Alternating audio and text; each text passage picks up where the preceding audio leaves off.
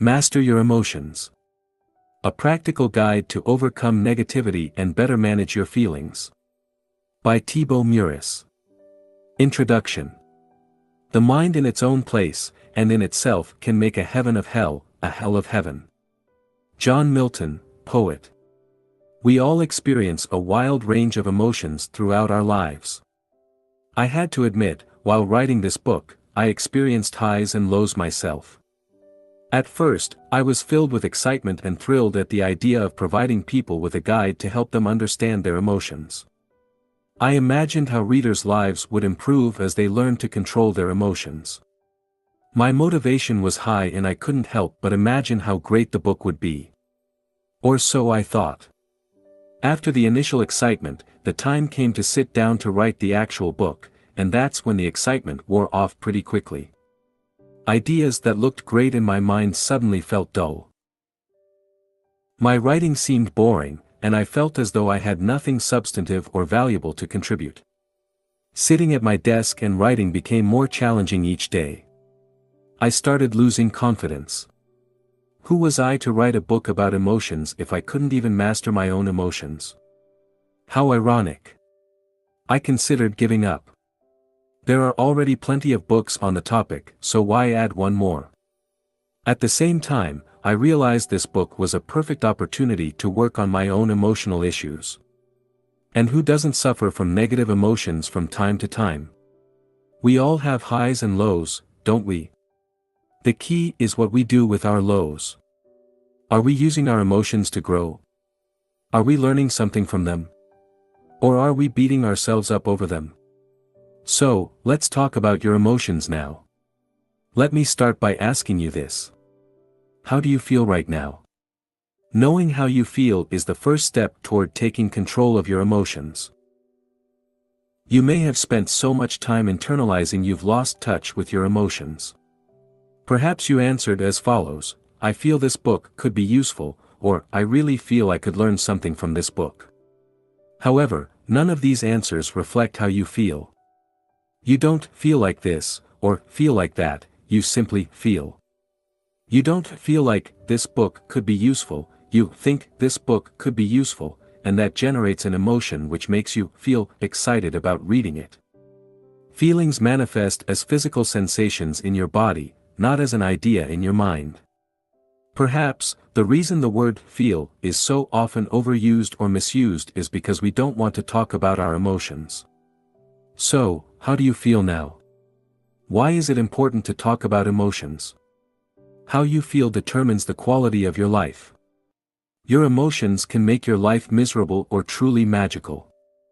That's why they are among the most important things to focus on. Your emotions color all your experiences. When you feel good, everything seems, feels, or tastes better. You also think better thoughts. Your energy levels are higher and possibilities seem limitless. Conversely, when you feel depressed, everything seems dull. You have little energy and you become unmotivated. You feel stuck in a place, mentally and physically, you don't want to be, and the future looks gloomy. Your emotions can also act as a powerful guide. They can tell you something is wrong and allow you to make changes in your life. As such, they may be among the most powerful personal growth tools you have. Sadly, neither your teachers nor your parents taught you how emotions work or how to control them. I find it ironic that just about anything comes with a how-to manual, while your mind doesn't. You've never received an instruction manual to teach you how your mind works and how to use it to better manage your emotions, have you? I haven't. In fact, until now, I doubt one even existed. What you'll learn in this book. This book is the how-to manual your parents should have given you at birth. It's the instruction manual you should have received at school. In it, I'll share everything you need to know about emotions so you can overcome your fears and limitations and become the type of person you really want to be. You'll learn what emotions are, how they are formed, and how you can use them for your personal growth. You'll also learn how to deal with negative emotions and condition your mind to create more positive emotions. It is my sincere hope and expectation that, by the end of this book, you will have a clear understanding of what emotions are and will have all the tools you need to start taking control of them. More specifically, this book will help you understand what emotions are and how they impact your life, identify negative emotions that control your life and learn to overcome them, change your story to take better control over your life and create a more compelling future, and reprogram your mind to experience more positive emotions. Here is a more detailed summary of what you'll learn in this book. In Part 1, we'll discuss what emotions are. You'll learn why you are wired to focus on negativity and what you can do to counter this effect. You'll also discover how your beliefs impinge upon your emotions. Finally, you'll learn how negative emotions work and why they are so tricky. In Part 2, we'll go over the things that directly impact your emotions. You'll understand the roles your body, your thoughts, your words, or your sleep play in your life and how you can use them to change your emotions. In Part 3, you'll learn how emotions are formed. You'll also learn how to condition your mind to experience more positive emotions. And finally, in Part 4, we'll discuss how to use your emotions as a tool for personal growth. You'll learn why you experience emotions such as fear or depression and how they work. You'll then discover how to use them to grow. Let's get started. How to use this book. I encourage you to read all the way through this book at least once. After that, I invite you to revisit the book and focus on the sections you want to explore in more depth. In this book, I include a number of different exercises. Though I don't expect you to go through them all, my hope is you'll pick some and apply them in your life. Remember, the results you'll get out of this book depend on how much time and effort you're willing to put in. If you feel this book could be of any use to your family members or friends, make sure to share it with them. Emotions are complex and I believe it would benefit us all to deepen our understanding of the topic. Part 1. What emotions are. Have you ever wondered what emotions are and what purpose they serve? In this section, we'll discuss how your survival mechanism affects your emotions. Then, we'll explain what the ego is and how it impacts your emotions. Finally, we'll discover the mechanism behind emotions and learn why negative emotions can be so hard to deal with. 1. How your survival mechanism affects your emotions. Why people have a bias towards negativity. Your brain is designed for survival, which explains why you're able to read this book at this very moment. When you think about it, the probability of you being born was extremely low. For this miracle to happen, all the generations before you had to survive long enough to procreate. In their quest for survival and procreation, they must have faced death hundreds or perhaps thousands of times. Fortunately, unlike your ancestors, you're, probably, not facing death every day. In fact, in many parts of the world, life has never been safer. Yet, your survival mechanism hasn't changed much. Your brain still scans your environment looking for potential threats. In many ways, some parts of your brain have become obsolete. While you may not be seconds away from being eaten by a predator, your brain still gives significantly more weight to negative events than to positive ones. Fear of rejection is one example of a bias toward negativity. In the past, being rejected from your tribe would reduce your chances of survival significantly. Therefore, you learn to look for any sign of rejection, and this became hardwired in your brain. Nowadays, being rejected often carries little or no consequence to your long-term survival.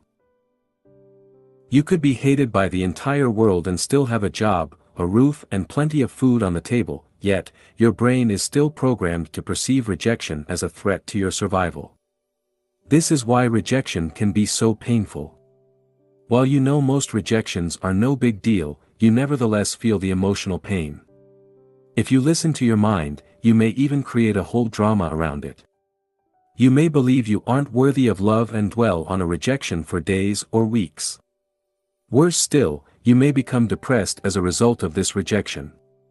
In fact, one single criticism can often outweigh hundreds of positive ones. That's why, an author with 55-star reviews is likely to feel terrible when they receive a single one-star review. While the author understands the one-star review isn't a threat to her survival, her authorial brain doesn't. It likely interprets the negative review as a threat to her ego, which triggers an emotional reaction. The fear of rejection can also lead you to overdramatize events. If your boss criticized you at work, your brain may see the event as a threat and you now think, what if I'm fired? What if I can't find a job quickly enough and my wife leaves me? What about my kids? What if I can't see them again? While you are fortunate to have such an effective survival mechanism, it is also your responsibility to separate real threats from imaginary ones. If you don't, you'll experience unnecessary pain and worry that will negatively impact the quality of your life. To overcome this bias towards negativity, you must reprogram your mind. One of a human being's greatest powers is our ability to use our thoughts to shape our reality and interpret events in a more empowering way. This book will teach you how to do this. Action Step. Complete the corresponding exercise in the workbook, Section 1. What emotions are? 1. Bias towards negativity. Why your brain's job isn't to make you happy. Your brain's primary job is not to make you happy, but to ensure your survival. Thus, if you want to be happy, you must take control of your emotions rather than hoping you'll be happy because it's your natural state. In the following section, we'll discuss what happiness is and how it works. How dopamine can mess with your happiness. Dopamine is a neurotransmitter which, among other functions, plays a major role in rewarding certain behaviors. When dopamine is released into specific areas of your brain, the pleasure centers, you get a high. This is what happens during exercise, when you gamble, have sex, or eat great food. One of the roles of dopamine is to ensure you look for food so you don't die of starvation, and you search for a mate so you can reproduce. Without dopamine, our species would likely be extinct by now. It's a pretty good thing, right? Well, yes and no. In today's world, this reward system is, in many cases, obsolete. While in the past, dopamine was linked to our survival instinct, the release of dopamine can now be generated artificially. A great example of this effect is social media, which uses psychology to suck as much time as possible out of your life. Have you noticed all these notifications that pop up constantly? They're used to trigger a release of dopamine so you stay connected, and the longer you stay connected, the more money the services make. Watching pornography or gambling also leads to a release of dopamine, which can make these activities highly addictive. Fortunately, we don't need to act each time our brain releases dopamine. For instance, we don't need to constantly check our Facebook news feeds just because it gives us a pleasurable shot of dopamine. Today's society is selling a version of happiness that can make us unhappy. We've become addicted to dopamine largely because of marketers who have found effective ways to exploit our brains. We receive multiple shots of dopamine throughout the day and we love it. But is that the same thing as happiness? Worse than that, dopamine can create real addictions with severe consequences on our health. Research conducted at Tulane University showed that, when given permission to self-stimulate their pleasure center, participants did it an average of 40 times per minute. They chose the stimulation of their pleasure center over food, even refusing to eat when hungry. Korean, Lee Sung-seop is an extreme case of this syndrome. In 2005, Mr. Seop died after playing a video game for 58 hours straight with very little food or water, and no sleep. The subsequent investigation concluded the cause of death was heart failure induced by exhaustion and dehydration. He was only 28 years old.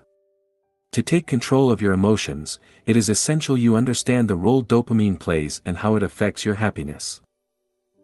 Are you addicted to your phone? Are you glued to your TV? Or maybe you spend too much time playing video games. Most of us are addicted to something. For some people it's obvious, but for others, it's more subtle. For instance, you could be addicted to thinking. To better control your emotions, it is important to shed the light on your addictions as they can rob you of your happiness. The "one day I will" myth. Do you believe that one day you will achieve your dream and finally be happy? This is unlikely to happen. You may, and I hope you will, achieve your dream, but you won't live happily ever after. This is just another trick your mind plays on you. Your mind quickly acclimates to new situations, which is probably the result of evolution and our need to adapt continually in order to survive and reproduce. This is also probably why the new car or house you want will only make you happy for a while. Once the initial excitement wears off, you'll move on to crave the next exciting thing. This phenomenon is known as hedonic adaptation. How hedonic adaptation works. Let me share an interesting study that will likely change the way you see happiness. This study, which was conducted on lottery winners and paraplegics, was extremely eye-opening for me. Conducted in 1978, the investigation evaluated how winning the lottery or becoming a paraplegic influence happiness. The study found that 1 year after the event, both groups were just as happy as they were beforehand. Yes, just as happy, or unhappy. You can find more about it by watching Dan Gilbert's TED Talk, The Surprising Science of Happiness here. Perhaps you believe that you'll be happy once you've made it. But, as the above study on happiness shows, this is simply not true. No matter what happens to you, you'll revert back to your predetermined level of happiness once you've adapted to the new event.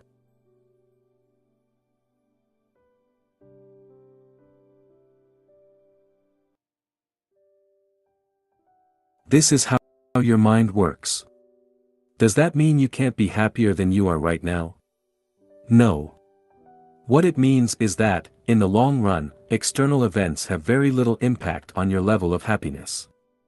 In fact, according to Sonia Lyubomirsky, author of The How of Happiness, 50% of our happiness is determined by genetics, 40% by internal factors, and only 10% by external factors.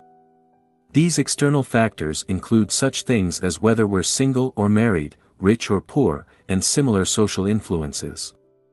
This suggests, only 10% of your happiness is linked to external factors, which is probably way less than you thought. The bottom line is this: your attitude towards life influences your happiness, not what happens to you. By now, you understand how your survival mechanism impacts negatively your emotions and prevent you from experiencing more joy and happiness in your life. In the next section, we'll learn about the ego. Action step. Use the workbook to write down things that give you shots of dopamine. Section 1. What emotions are? 2. Happiness. 2. What is the ego? Your survival mechanism is not the only factor affecting your emotions. Your ego also plays a major role in shaping the way you feel. Thus, to gain more control over your emotions, it is fundamental you understand what your ego is and how it works. Now, let's clarify what we mean by ego. We often say of someone he has a big ego, referring to the ego as something close to pride. While pride is certainly a manifestation of ego, that's only one part of it. You may show no pride and appear humble while still being controlled by your ego. So, what is the ego? The ego refers to the self-identity you've constructed throughout your life. How was this identity created? Put simply, the ego was created through your thoughts and, as a mind-created identity, has no concrete reality. Events that happen to you bear no meaning in themselves. You give them meaning only through your interpretation of those events. Additionally, you accept things about yourself because people told you to do so. What's more, you identify with your name, your age, your religion, your political belief, or your occupation in a similar way. This attachment has consequences. As we'll see later in this book, attachment creates beliefs, and these beliefs lead you to experience certain emotions. For instance, you may become offended when people criticize your religion or attack your political principles. Note that throughout this book, we'll refer to the ego as your story or your identity, using these words interchangeably. Are you aware of your ego? Your understanding of the way your ego works depends on your level of self-awareness. People at the lowest level of consciousness are not even aware the ego exists and, as a result, are enslaved by it. On the other hand, highly self-conscious people can see through their ego. They understand how belief works and how excessive attachment to a set of beliefs can create suffering in their life. In effect, these individuals become the master of their mind and are at peace with themselves. Note that the ego is neither good nor bad, it's just a result of a lack of self-awareness. It fades away as you become aware of it, since ego and awareness cannot coexist. Your ego's need for an identity. Your ego is a selfish entity, only concerned about its own survival. Interestingly, it's rather similar to your brain in the way it operates. It has its own survival mechanism and will do whatever it can to persist. As with your brain, its primary concern is neither your happiness nor your peace of mind. On the contrary, your ego is restless. It wants you to be a go-getter. It wants you to do, have and achieve great things so you can become a somebody. As we already mentioned, your ego needs an identity to exist. The way it does that is through identification with things, people, or beliefs and ideas. Now, let's look at some of the things your ego identifies with to strengthen its identity: physical items. The ego likes to identify with physical things. Needless to say, it thrives in today's world. Perhaps, we can say capitalism and the consumer society we're living in today is the creation of collective egos, which is why it has been the dominant economic model in the recent decades. Marketers perfectly understand people's need to identify with things. They know people don't just buy a product, they also buy the emotions or story attached to the product. Often, you buy certain clothes or a particular car because you want to tell a story about yourself. For instance, you may want to enhance your status, look cool or express your unique personality, and choose the products most closely associated with these ideals. This is how the ego works. It uses things to create a story you can identify with. It doesn't mean things are wrong per se. It's a negative issue only when you become overly attached to things, believing they can fulfill you, which they can't. Your body. Most people derive their self-worth from their physical appearance. Your ego loves the way you look because it is the easiest thing to recognize and quantify. When you strongly associate with your physical appearance, you tend to identify more easily with physical and emotional pain. Believe it or not, you can observe your body without identifying with it. Friends/acquaintances. The ego also derives its sense of identity from your relationships with others. The ego is only interested in what it can get from others. In other words, the ego thrives on the way it can use people to strengthen its identity. If you are honest with yourself, you'll realize most of the things you do are attempts to obtain the approval of others. You want your parents to be proud of you, your boss to respect you, and your wife to love you. Now, let's see in more detail how the ego works in the following cases: parent/child relationships. Some parents' egos lead to the creation of a strong sense of attachment and identification with their children. This is based on the false belief their children are their possessions. As a result, they try to control their children's lives and use them to live the life they wanted to live when they were younger. This is called living vicariously through your children. You see this all the time. Next time you watch a junior soccer, or baseball, game, watch the parents on the touchline to see how some react. Try spotting the parents living vicariously. They are the ones screaming the loudest, and not simply in encouragement.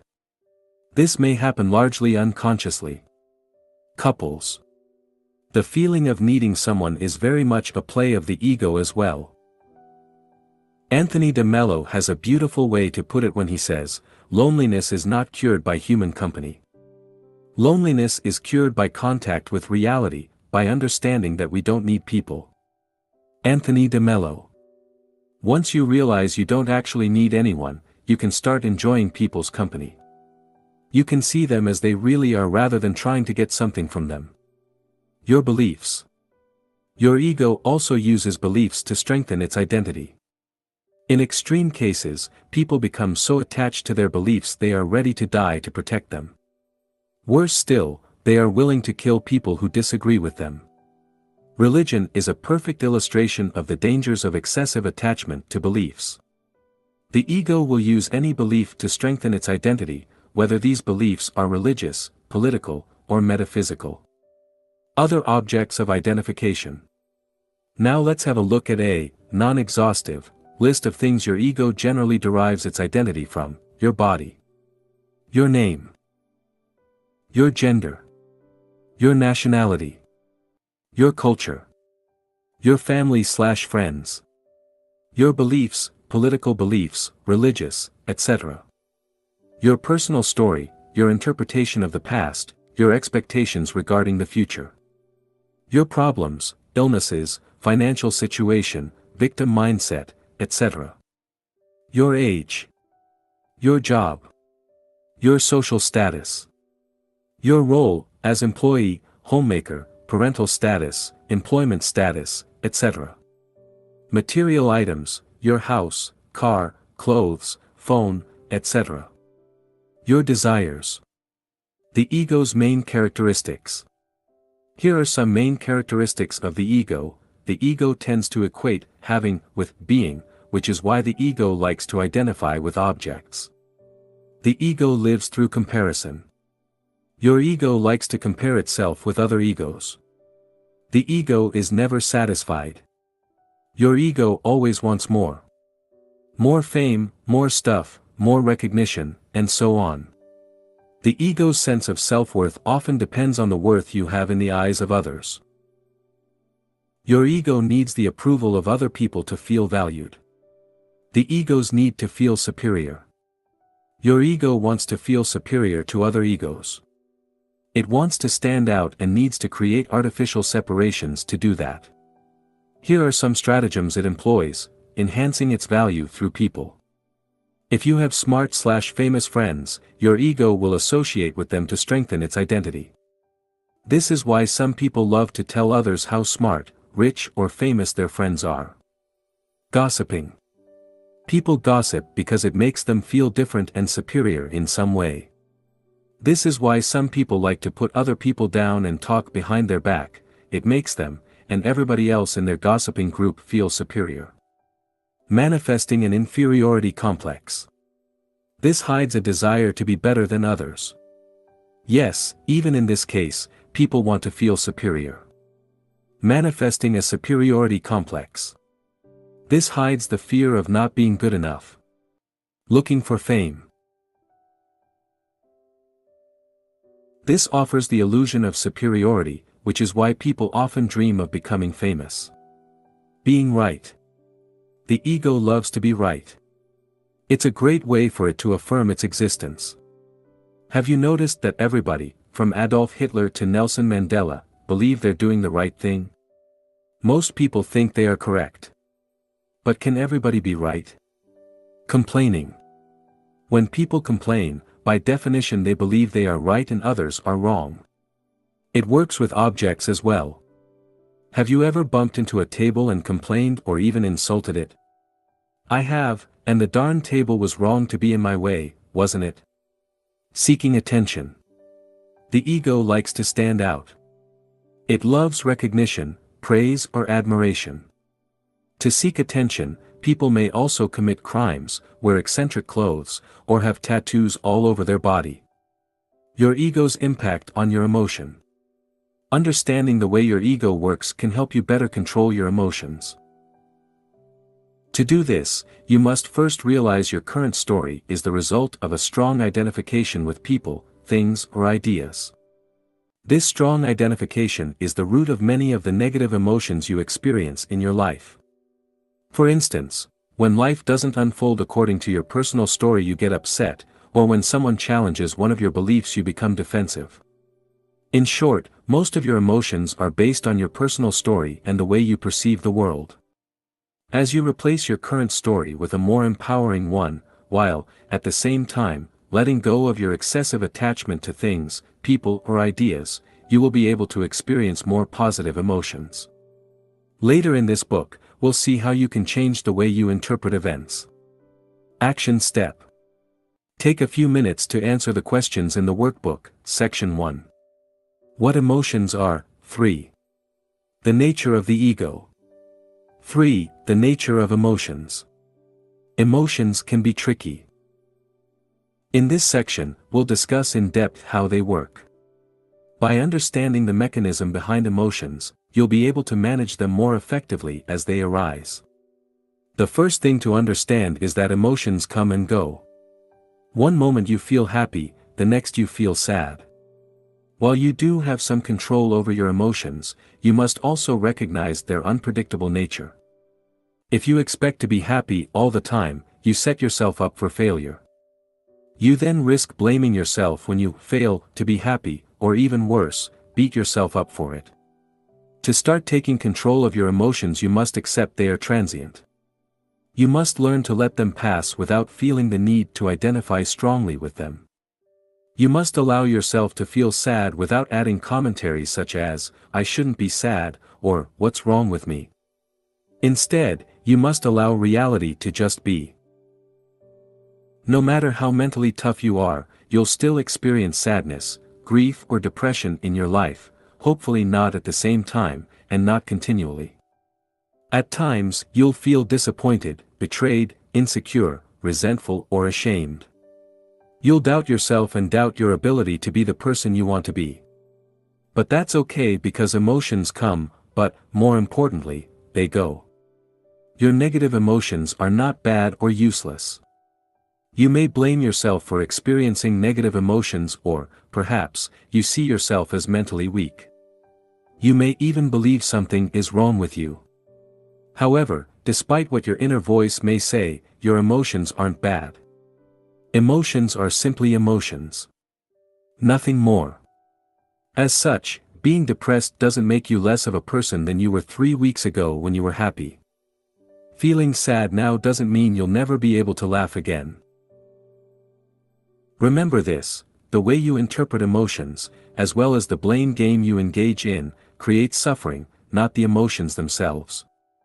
In fact, negative emotions can actually be helpful. Sometimes, you need to touch rock bottom before you can reach the top. Even the toughest people on earth become depressed. Elon Musk never imagined he would have a mental breakdown, but he did, and he bounced back. After losing his fiancée, Abraham Lincoln was depressed for months.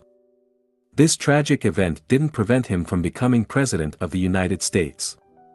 Negative emotions often serve a purpose. They may serve as a wake-up call. They may help you learn something positive about yourself.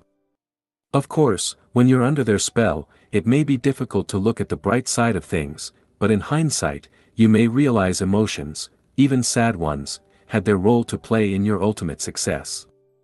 The positive role of negative emotions. Your emotions are not here to make your life harder, but to tell you something. Without them, you wouldn't grow. Think of your negative emotions as the emotional equivalent of physical pain. While you hate being in pain, if you didn't have pain, chances are you would be dead by now. Physical pain sends a powerful signal that something is wrong, nudging you to take action of some kind. It could be to consult your doctor, which may lead you to undergo surgery, change your diet, or increase exercise. Without physical pain, you wouldn't do any of these things and your situation would worsen, potentially leading to a premature death. Emotions work the same way. They signal you to do something about your current situation. Perhaps, you need to let go of some people, quit your job, or remove a disempowering story that creates suffering in your life. The fleeting nature of emotions. No matter how depressed you are, how much grief you're experiencing, or how horrible you feel at a given point in time, this shall pass. Look at some of the negative emotions you experienced in the past. Remember the worst times in your life. During these most difficult periods, you were probably so caught up in your emotions you imagined never being able to escape them. You couldn't imagine being happy again. But even these episodes ended. Eventually, the clouds dissipated and the real you shone again. Your emotions come and they go. Your depression will go, your sadness will vanish and your anger will fade away. Bear in mind, if you experience the same emotions repeatedly, it probably means you hold disempowering beliefs and need to change something in your life. We'll discuss how later. If you suffer from severe, chronic depression, it might be a good idea to consult a specialist. The trickiness of emotions. Have you ever felt you'll never be happy again? Have you ever been so attached to your emotions you thought they'll never go away? Don't worry, it's a common feeling. Negative emotions act as a filter that taints the quality of your experiences. During a negative episode, every experience is perceived through this filter. While the world outside may remain the same, you will experience it in a completely different way based on how you feel. For instance, when you're depressed, you don't enjoy the food you eat, the movie you see, or the activities in which you engage. You only see the negative side of things, feeling trapped and powerless. On the other hand, when you're in a positive mood, everything in life appears better. Food tastes great, you're naturally friendlier, and you enjoy all the activities you partake in. You may now believe that, armed with the knowledge you have gained from this book, you'll never be depressed again. Wrong. You'll keep experiencing sadness, frustration, depression, or resentment, but hopefully, each time these occur, you'll become wiser and wiser, remembering that this too shall pass. I have to admit, I can easily be fooled by my emotions. While I know I am not my emotions, I still give them too much credit and fail to realize they are just temporary visitors. More importantly, I fail to remember they are not me. Emotions always come and go, but I remain. Once the emotional storm has passed, I generally feel like an idiot for having taken my emotions so seriously. Do you? Interestingly, external factors might not be, and often aren't, the direct cause of a sudden change in your emotional state. You can be in the exact same situation, with the same job, the same amount of money in your bank account, and have the same problems as always, but experience radically different emotional states. In fact, if you look at your past, this is often what happens. You are mildly depressed for a couple of hours or a few days, before bouncing back to your default emotional state. During this period of emotional stress, your environment doesn't change at all. The only thing that changes is your internal dialogue. I encourage you to make a conscious effort to notice whenever such events happen and start seeing through your emotions' trickery.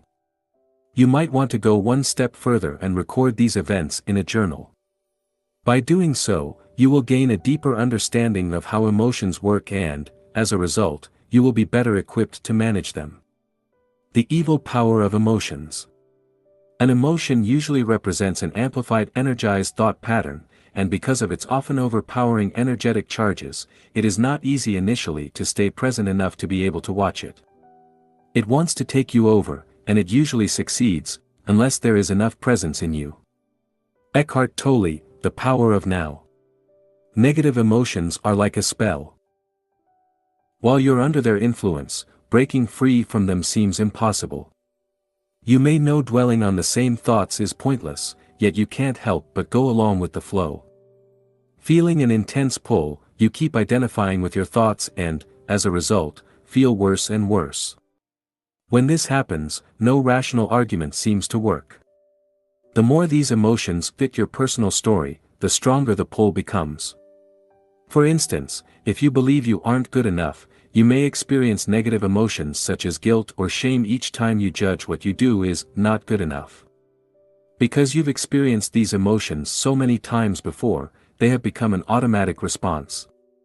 For more information on how the identification with emotions works, refers to the section Identification. The filtering power of emotions. Your emotional state can drastically affect your outlook on life, leading you to act and behave differently. When you're in a positive state, you have more energy available. This gives you more confidence in everything you do.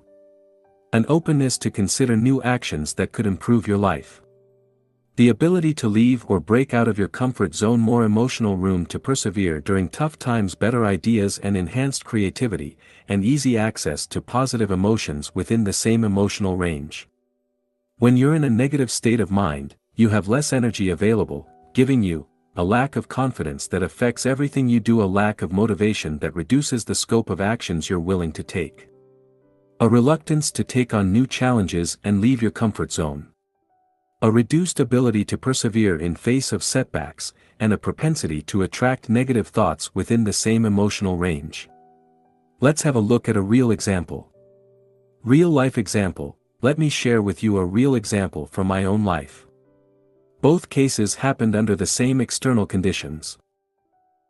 The only difference was my emotional state at the time. Case 1, feeling excited about my online business, more confidence in everything I do, I feel as though my ideas are good. I'm excited to work on my books and eager to write articles. I am open to sharing my work and promoting it. An openness to consider new courses of action, I am open to new ideas or to work on a new project.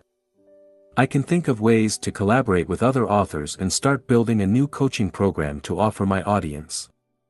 The ability to get out of my comfort zone, it becomes easier for me to push myself beyond my comfort zone. I may contact people I don't know, or run Facebook Lives for instance. More emotional room to persevere, I stick to my projects even when I lack motivation. Better ideas and enhanced creativity, I am open to new ideas. I might come up with new ideas for books, articles or other creative projects. Easy access to more positive emotions, I attract more positive emotions.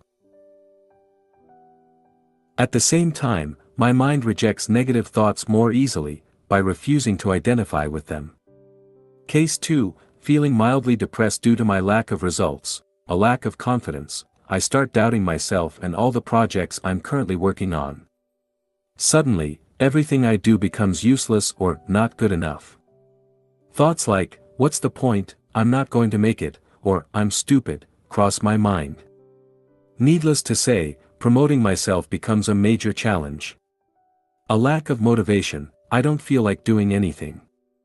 I'm attacked by, and am unable to escape, negative thoughts. I have the same negative thoughts again and again, which repeat like a broken record. They seem so real and taint all my experiences. A difficulty to take on new challenges, I have little energy left over to leave my comfort and undertake challenging projects. A reduced ability to persevere, I have difficulty finishing tasks and I procrastinate over tasks I should be working on. A propensity to attract negative thoughts, I attract more and more negative thoughts. Although these thoughts may have been crossing my mind before, now they stick fast. By identifying with these thoughts, I generate more negative emotions. Both cases happened only a few days apart. The external environment was the exact same, but my emotional state was radically different and led me to take different actions. The magnetic power of emotions. Your emotions act like magnets. They attract thoughts on the same wave.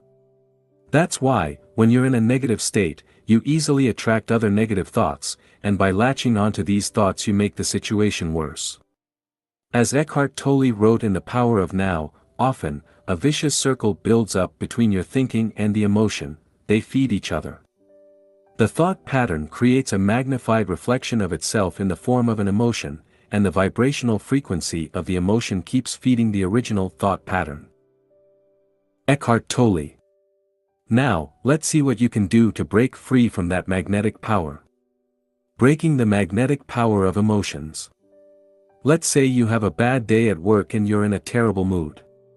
The negative state you're in causes you to attract more negative thoughts. Suddenly, you fixate on the fact you're still single at 30 and start beating yourself up over it. Then, you blame yourself for being overweight. You also remember you have to go to the office the following Saturday, which reminds you how much your job sucks. Do you see how much easier it is to attract negative thoughts when you're feeling low? To prevent this from happening, it is essential you remove the habit of clustering negative thoughts together. Real life example, I have knee problems, which prevents me from practicing many sports. Since I've always loved sports, these injuries have been a source of emotional pain. Fortunately, I seldom feel pain in my knees, but when I do, it can trigger negative emotions. One day, as I was observing my thought process, we all have different hobbies, haven't we?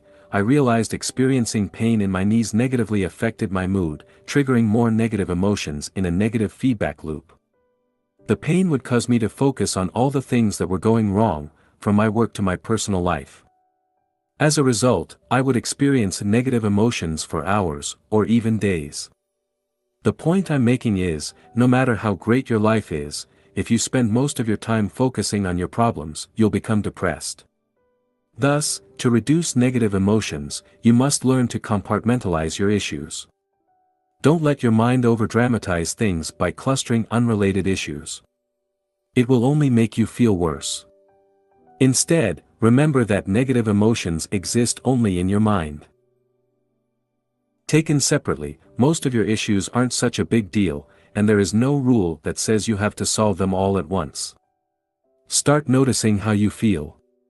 Record your negative emotions. Look at what triggers them. The more you do this, the more you will uncover certain patterns. For example, let's say you felt sad for a couple of days. Ask yourself the following questions. What triggered my emotions? What fueled them over the 2-day period? What story was I telling myself? How and why did I get out of my slump? What can I learn from this episode?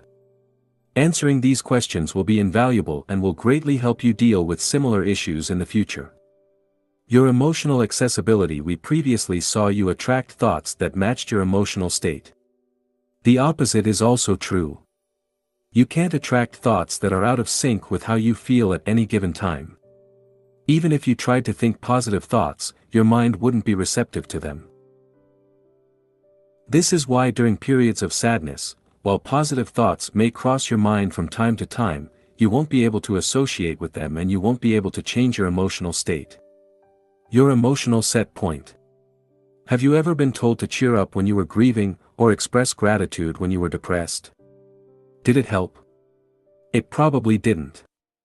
This is because the emotional state you were in didn't allow you access to these emotions. In their book, Ask and It Is Given, Esther and Jerry Hicks offer a model to explain how emotional ranges are connected and how we can move up the ladder from negative to more positive emotions. For instance, in this model, depression or hopelessness is at the bottom of the ladder, followed by anger. What it means is that when you feel depressed, signs of anger indicate you're climbing the emotional ladder. This makes sense. When you're angry, you have more energy than when you're depressed, right? Recently, after being depressed for a while, I experienced feelings of anger. For some reason, I got tired of the stories and excuses running through my mind, and I used the anger as a fuel to complete the tasks I had been avoiding. As a result, I was able to create momentum and climb the emotional ladder. Whenever you experience negative emotions, watch for emotions that give you more energy. So-called negative emotions like anger can help you overcome even more disempowering emotions, like hopelessness. Only you know how you feel. Therefore, if anger feels better, accept it. Emotions and mental suffering. Did you know you create a lot of unnecessary pain in your life? Each time you lock on to a thought, or hold on to an emotion, you suffer. A great example of this is how you react to physical pain. Whenever you feel pain, your first reaction is to interpret it. When you do so, you generate negative thoughts. Your identification with these thoughts is what creates mental suffering. Below are some of the thoughts that may cross your mind in these situations. What if this pain never goes away? What if I can't do X, Y, Z anymore because of the pain? What if it gets worse? What if I need to undergo surgery? What if I can't go to work? I have an important project I must finish on time. With this pain, today's going to be challenging. I don't have money. How will I pay hospital bills if things get worse? This internal dialogue creates suffering but does nothing to help solve the problem. You can still function properly and take appropriate actions without dwelling on any of the above worries. Negative emotions are not the problem, the mental suffering you create out of these emotions is. Another example of mental suffering is procrastination. Have you ever delayed starting a task for days or weeks just to realize it wasn't a big deal once you'd completed it? I have. What was the most exhausting part, the task itself, or the time you spent worrying about it? Or perhaps you didn't sleep long enough and keep telling yourself today's going to be a rough day. As you imagine all the tasks you need to do, you already feel exhausted. Psychologists have shown that mental suffering is what consumes most of your energy. After all, sitting at a desk all day shouldn't be that tiring, yet many of us feel exhausted at the end of the day. In his classic book, How to Stop Worrying and Start Living, Dale Carnegie wrote the following: one of America's most distinguished psychiatrists, Dr. A. Brill, goes even further. He declares, 100% of the fatigue of the sedentary worker in good health is due to psychological factors, by which we mean emotional factors. Dale Carnegie. People inflict a tremendous amount of suffering on themselves. As you continue reading this book, you'll realize the idiocy of this activity.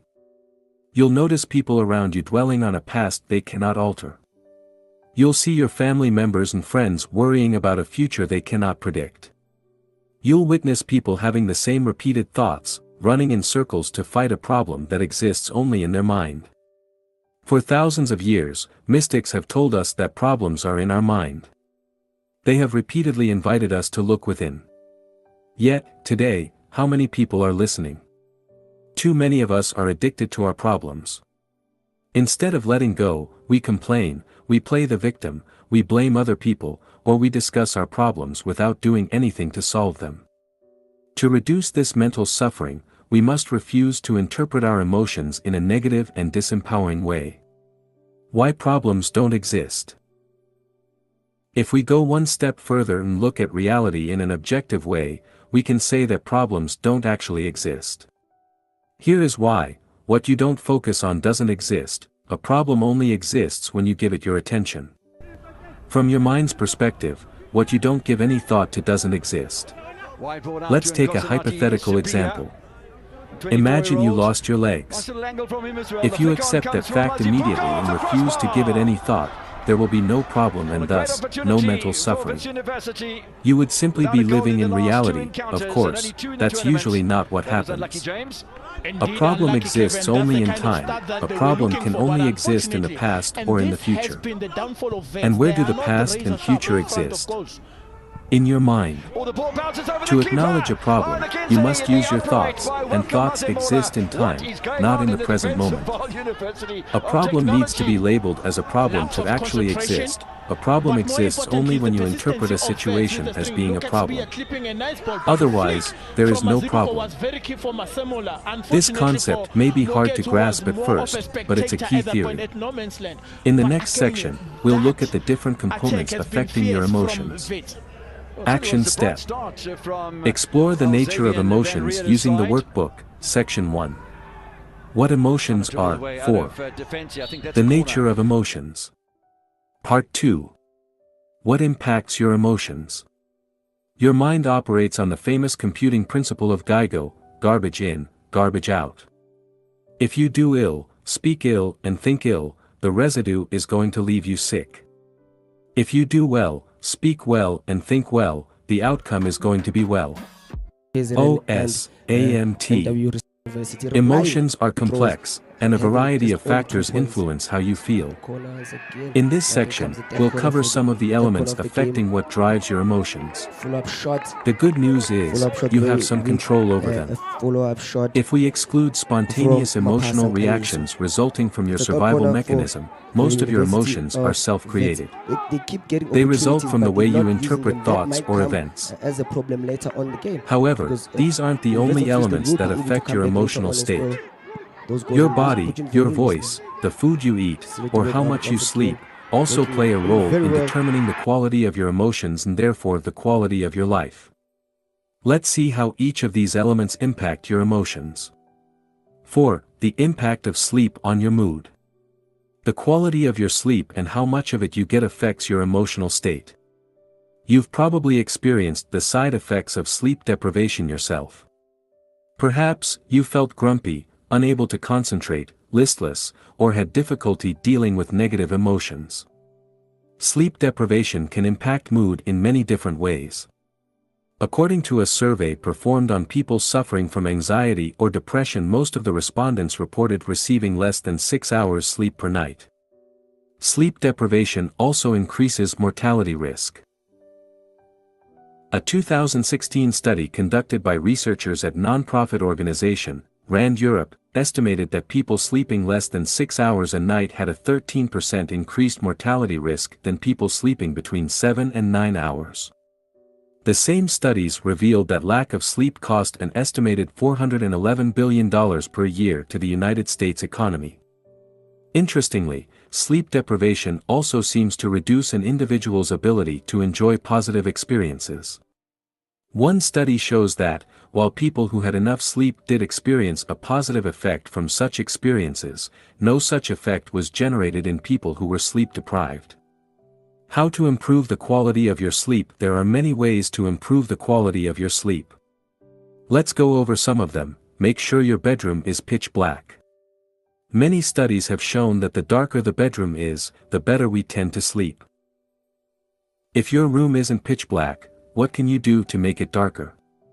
Maybe you can buy a sleep mask, or curtains that do a better job at blocking daylight. Avoid using electronic devices. This applies to smartphones, tablets, televisions, and the like. According to sleepfoundation.org, studies have shown that even our small electronic devices emit sufficient light to miscue the brain and promote wakefulness. As adults, we are subject to these influences, and our children are particularly susceptible. A 2014 study published in PNAS showed that melatonin, a chemical which helps regulate sleep patterns, was reduced by 50% in participants who read with electronic devices rather than books. These participants took about 10 minutes longer to fall asleep and lost 10 minutes of deep sleep, also known as REM. Participants also reported feeling less alert in the morning. If your device has a light setting for nighttime use, it may still have a negative impact on your sleep, but just test the night setting and see if it makes a difference to your sleep patterns. If you absolutely have to use electronic devices at night, considering wearing glasses that block the blue light they emit. It's best to put the glasses on a few hours before you go to bed. Relax your mind. If you're like me, you may have all kinds of thoughts running through your head when it's time to fall asleep. I tend to get very excited about new ideas I have, or things I want to do. As a result, I often feel as though there are so many things I could have completed during the day, and these feelings make it difficult for me to sleep. Aside from turning off electronic devices before bed, I've found that listening to soothing music really helps. Reading a physical book can also help me relax, as long as I don't get too excited by the book, which has been known to happen. Avoid drinking too much water within 2 hours of going to bed. This one is obvious, but still worth mentioning. If you have to go to the bathroom in the middle of the night, it's going to interrupt your sleep pattern. This, of course, will probably make you more tired the next day. Have an evening ritual. This alone will help you fall asleep more easily. It's best to try going to bed at the same time every night, including the weekends. If you like to go out during the weekend and stay up late, this will present a challenge, but I encourage you to give it a try and see how it goes. An evening ritual will also help you stay on track with your morning ritual. It will be easier to wake up every day at the same time without feeling tired if you have a morning and a nighttime ritual. If you do go out and stay up late during the weekend, one thing you can do is still wake up as early as during the weekdays and have a couple of naps throughout the day as necessary. If you have difficulty sleeping well, try to implement some of the things mentioned above. The best advice I can give you is to keep trying different strategies until you figure out what works best for you. 5. Using your body to influence your emotions. Our bodies change our minds change our behavior, and our behavior changes our outcomes. Amy Cuddy. Social psychologist. Body language and body posture. By changing your body language and your body posture, you can alter the way you feel. When you are confident or happy, you expand your body and make yourself bigger. Have you noticed how men straighten their backs, expand their chests, and tighten their stomachs when they see an attractive woman? That's an unconscious behavior designed to show confidence and power, the same way gorillas pound their chests. In one of her experiments, Amy Cuddy, a social psychologist at Harvard Business School, showed that participants who adopted a high-power pose for just 2 minutes displayed characteristics similar to those of confident and powerful people. More specifically, she noticed the following hormonal changes. After adopting a high-power pose for 2 minutes, testosterone increased by 25%. Cortisol decreased by 10%, and risk tolerance increased, with 86% of participants choosing to partake in a game of chance. After adopting a low-power pose for 2 minutes, testosterone decreased by 10%. Cortisol increased by 15%, and risk tolerance decreased, with only 60% of participants choosing to partake in a game of chance. As you can see, you can actually change the way you feel merely by changing your body posture or facial expression. It is what some people call, fake it until you make it. For instance, you can put a smile on your face to make you feel happier. Conversely, you can negatively affect your mood and even create a depression by changing your body posture. David K. Reynolds, in his book Constructive Living, explained how he changed his identity for his alter ego, David Kent, and created a depressed, suicidal patient. The goal was to be accepted as an anonymous patient into various psychiatric facilities to assess them from the inside. Note that he wasn't simulating depression, he was actually depressed. Psychological tests proved it. Here is how he created depression. Depression can be created by sitting slouched in a chair, shoulders hunched, head hanging down. Repeat these words over and over. There's nothing anybody can do. No one can help. It's hopeless. I'm helpless. I give up. Shake your head, sigh, cry. In general, act depressed and the genuine feeling will follow in time. David K. Reynolds, Constructive Living. The benefits of exercising. According to Michael Otto, professor of psychology at Boston University, failing to exercise when you feel bad is like explicitly not taking an aspirin when your head hurts. When the time came for David Kent to bring David K. Reynolds back to life, what do you think he needed to do? He needed to change his body position. Easy to say but hard to do when you're clinically depressed. Of course, he knew that better than anybody else. Still, he had to force himself to become physically active, despite not wanting to do so. As he started increasing his physical activity and getting busy, he felt better and better until he fully recovered. David Kent's story shows that regular exercising improves, not only your physical well-being, but also your mood. Studies have shown that exercising can treat mild to moderate depression as effectively as antidepressants. In one study, James Blumenthal, a clinical psychologist at Duke University, assigned sedentary adults with major depressive disorders to one of 4 groups: supervised exercise, home-based exercise, antidepressant therapy, or a placebo pill. After 4 months, Blumenthal found that patients in the exercise and antidepressant group had the highest rates of remission. In his conclusions, he stated that exercise has more or less the same effect as antidepressants. When he followed up with the same patients a year later, Blumenthal discovered that people who were still exercising regularly had lower depression scores than people who only exercised sporadically. Exercise seems to not only help treat depression, but also to prevent relapse. So, when it comes to mastering your emotions, make sure exercising is part of your toolbox. Fortunately, you don't have to run 10 miles a day to reap the benefits of exercise.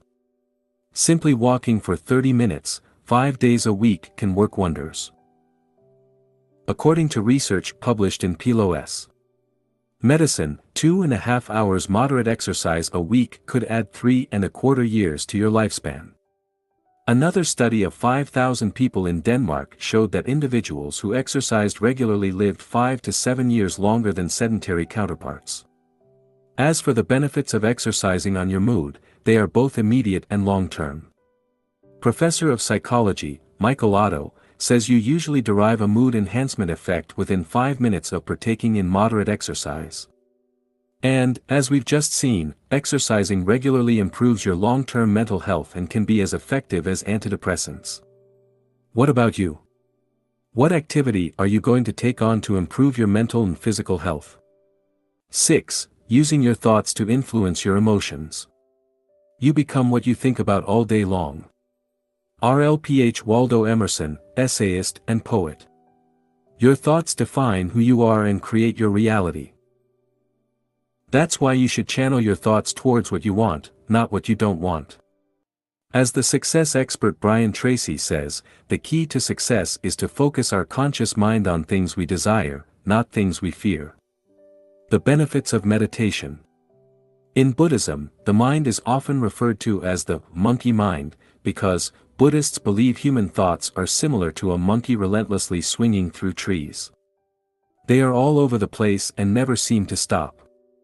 Meditation helps tame the monkey and cure it of restlessness. As you meditate, you become aware of the incessant flow of thoughts popping into your mind. With practice, you learn to distance yourself from thoughts, reducing their power and their impact. As a result, you'll experience less negative emotions and feel more at peace. The benefits of visualization. Did you know your subconscious can't clearly distinguish real experiences from fake ones?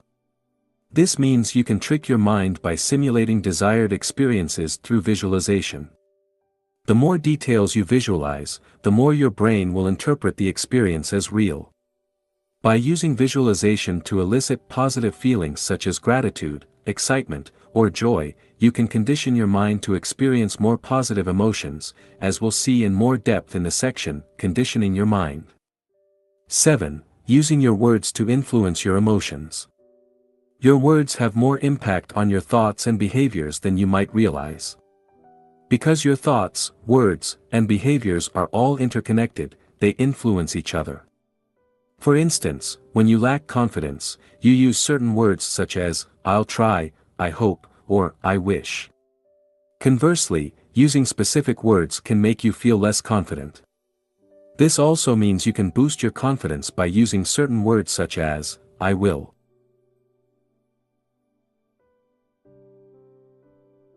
For instance, saying, I will change career, or I will complete this project by the end of this month, will make you feel more confident than saying, I hope I can change career, or I'll try to complete this project by the end of this month. To enhance your confidence, replace words that show self-doubt with words that display confidence as shown below. Words to be avoided, would / could / should / might try / hope / wish. Maybe / perhaps. If everything is okay. If everything goes well. Words to be used instead, I will. Absolutely. Definitely. Of course. Sure. Certainly. Obviously. Without any doubt. No problem. The power of positive affirmations. Positive affirmations are sentences you repeat to yourself on a regular basis until your subconscious mind accepts them as true. Over time they help you condition your mind to experience positive emotions such as confidence or gratitude. For more information on how to condition your mind, refer to the section, Conditioning Your Mind. How to use positive affirmation. Use the present tense and not the future tense, I am, not, I will. Avoid negative forms like, I am not shy. Instead, use, I am confident. Repeat the sentence again and again for 5 minutes. Do it every single day without exception for a month, and preferably longer. Use visualization at the same time and involve your emotions. Some examples of powerful affirmations: I love being confident. I am independent of the good or bad opinions of others. I am beneath no one and no one is beneath me. I love you. Add your name and say it while looking into your eyes in the mirror, e.g., I love you, Thibaut. Awkward, isn't it? Thank you. Exercise. Use positive affirmation for 5 minutes daily. Notice words that show a lack of commitment, confidence, or assertiveness. Go over your emails before you send them and remove phrases such as, I'll try, I should, I hope, etc. Replace them with, I will, or something equally assertive. For the next 3 weeks, challenge yourself to avoid using words showing a lack of confidence. Additional tip, the world-famous life coach, Tony Robbins, has been using what he calls incantation for decades before meeting a client or holding a seminar. He uses both his body and certain phrases to put himself in the right state and to reach a level of absolute certainty. As you perform your own affirmations, try engaging your body as well. Remember, your words and your body affect your emotions. 8. How your breathing affects your emotions. You can stay without food or sleep for days, but you cannot survive past a few minutes without oxygen. While breathing should happen naturally, the truth is that many people don't know how to breathe properly. As a result, they don't generate as much energy as they could. These individuals tire more easily than others, which affects their mood and make them more prone to experience negative emotions. Proper breathing benefits you in different ways. Slowing your breathing helps reduce anxiety. In breath walk, breathing your way to a revitalized body, mind and spirit, Guru Charan Singh Khalsa and Yogi Bhajan mentioned the following benefits from slow breathing: 8 breathing cycles per minute, relief from stress and increased awareness. For breathing cycles per minute, intense feelings of awareness, increased visual clarity, heightens bodily sensitivity. 1 breathing cycle per minute, optimized cooperation between brain hemispheres, dramatic calming of anxiety, fear, and worry. Rapid breathing such as the breath of fire, allows you to release stress, be more alert and have more energy alongside with other benefits. You can watch a tutorial video here. For a more general overview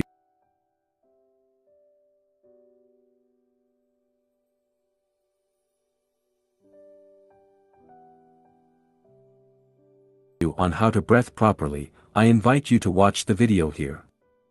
For more on how to use breathing to change your mood, you can refer to Breath Walk, Breathing Your Way to a Revitalized Body, Mind and Spirit, or search out other books on breathing. 9. How your environment affects your emotions. Your environment also influences the way you feel. By environment, I mean everything around you can affect you in some way. It could be people you hang out with, TV shows you watch, or the place you live. For instance, negative relatives may drag you down, while a messy desk may be demotivating. I've noticed that when I feel demotivated, decluttering my desk, cleaning my room, or reorganizing files on my computer often gives me a boost of motivation. For more on how you can use your environment to change your emotions, see the section, Changing Your Environment. 10. How music affects your emotions. We all know music affects our mood. Who hasn't listened to Rocky's song while working out? For instance, music can help you relax when you're tired, motivate you when you're in a slump, help you persevere when you're at the gym, help you access feelings of gratitude, and put you in a positive mood state. Some studies have shown that listening to positive music can help people boost their mood. In a study conducted in 2012, participants reported higher positive mood after listening to a positive song for just 12 minutes, 5 times, over a 2-week period. Interestingly, it only worked with participants who were told to make an effort to boost their mood.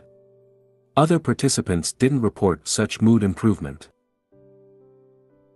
Another study conducted in 2014 showed that music can help reduce negative mood and boost self-esteem as indicated below. Specifically, the most significant results of the music interventions on the psychological side can be identified in the aspects more closely related to mood, especially in the reduction of the depressive and anxieties component, and in the improvement of the emotional expression, communication and interpersonal skills, self-esteem and quality of life.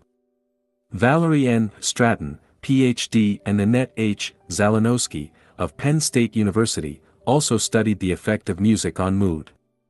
They asked their students to keep music diaries for 2 weeks.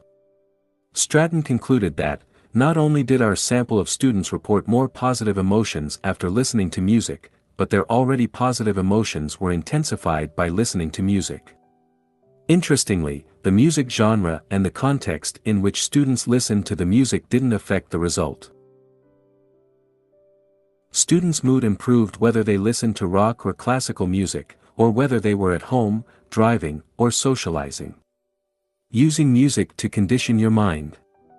You can go one step further and use the power of music to condition your mind by creating playlists tailored to your emotional needs. Building playlists is time-consuming, but well worth the effort. The world-class endurance athlete and coach, Christopher Bergland, uses music to help him stay motivated and perform at his best. This is what he wrote in an article published in Psychology Today. As an athlete, I developed an ideal mindset for peak performance and used an arsenal of time-tested songs to fortify this alter ego and invincible state of mind. During my training and races, it became obvious that even in really horrible weather conditions, or when I was physically suffering, that I could use music, and my imagination, to create a parallel universe that had little to do with reality. I used music to stay optimistic and see the glass as perpetually half full while doing ultra-endurance races. You can use music as a tool when you work out or in your daily life the same way. Christopher also enjoys listening to specific songs before a big interview or when he does public speaking. Personally, I like to listen to songs that make me feel grateful. What about you? How can you use music to improve your mood? Exercise. Experiment with different types of music. Experiment with different types of music and see how you can use them to boost your mood. For instance, you could use music to help you meditate, work out, or do your homework. As you do so, keep the following points in mind. Everybody is different. Don't listen to a song because it's popular. Listen to it because it makes you feel the way you want to feel. We all have different musical tastes. The only thing that matters is how you feel when you listen to music. Keep experimenting, listen to different types of music and see how they make you feel. Are you inspired? Motivated? Happy? Relaxed? Start creating playlists for specific moods you want to experience. Action step. Use the workbook to design new strategies to better take control of your emotions. Section 2. What impact your emotions? Part 3. How to change your emotions. The mind always seeks to deny the now and to escape from it. In other words, the more you are identified with your mind, the more you suffer. Or you may put it like this: the more you are able to honor and accept the now, the more you are free of pain, of suffering, and free of the egoic mind. Eckhart Tolle, The Power or Now.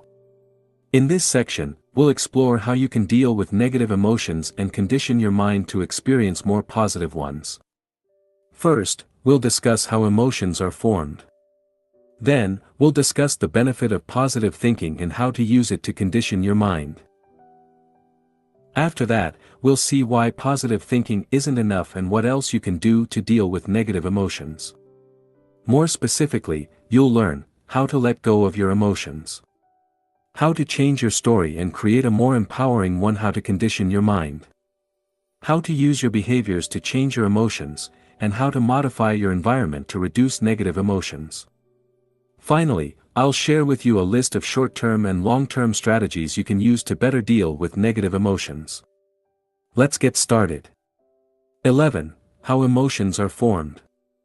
When a thought emerges on the canvas of your mind, if you don't drop it, its pursuit will either take the form of a desire or an emotion, positive or negative.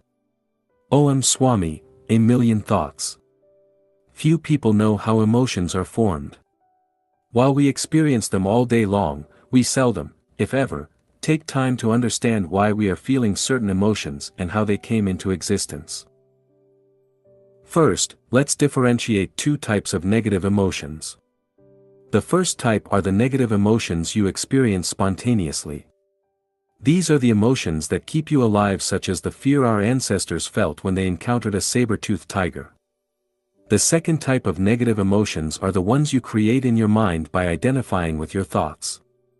These emotions aren't necessarily triggered by external events, although they may be. These emotions tend to last longer than the first type. Here is how they work. A random thought arises. You identify with that thought. This identification creates an emotional reaction.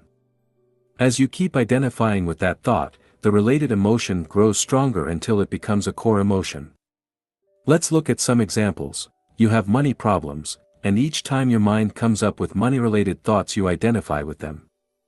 As a result, your worry about money intensifies. You had an argument with your friend and fell out with him. You can't stop replaying the scene in your mind. As a result, months have passed and you still haven't called to make up with your friend. You made a mistake at work and are ashamed of yourself. You keep revisiting the same thought over and over.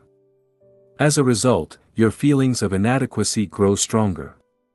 Your tendency to identify with negative thoughts repeatedly is what allows them to grow stronger.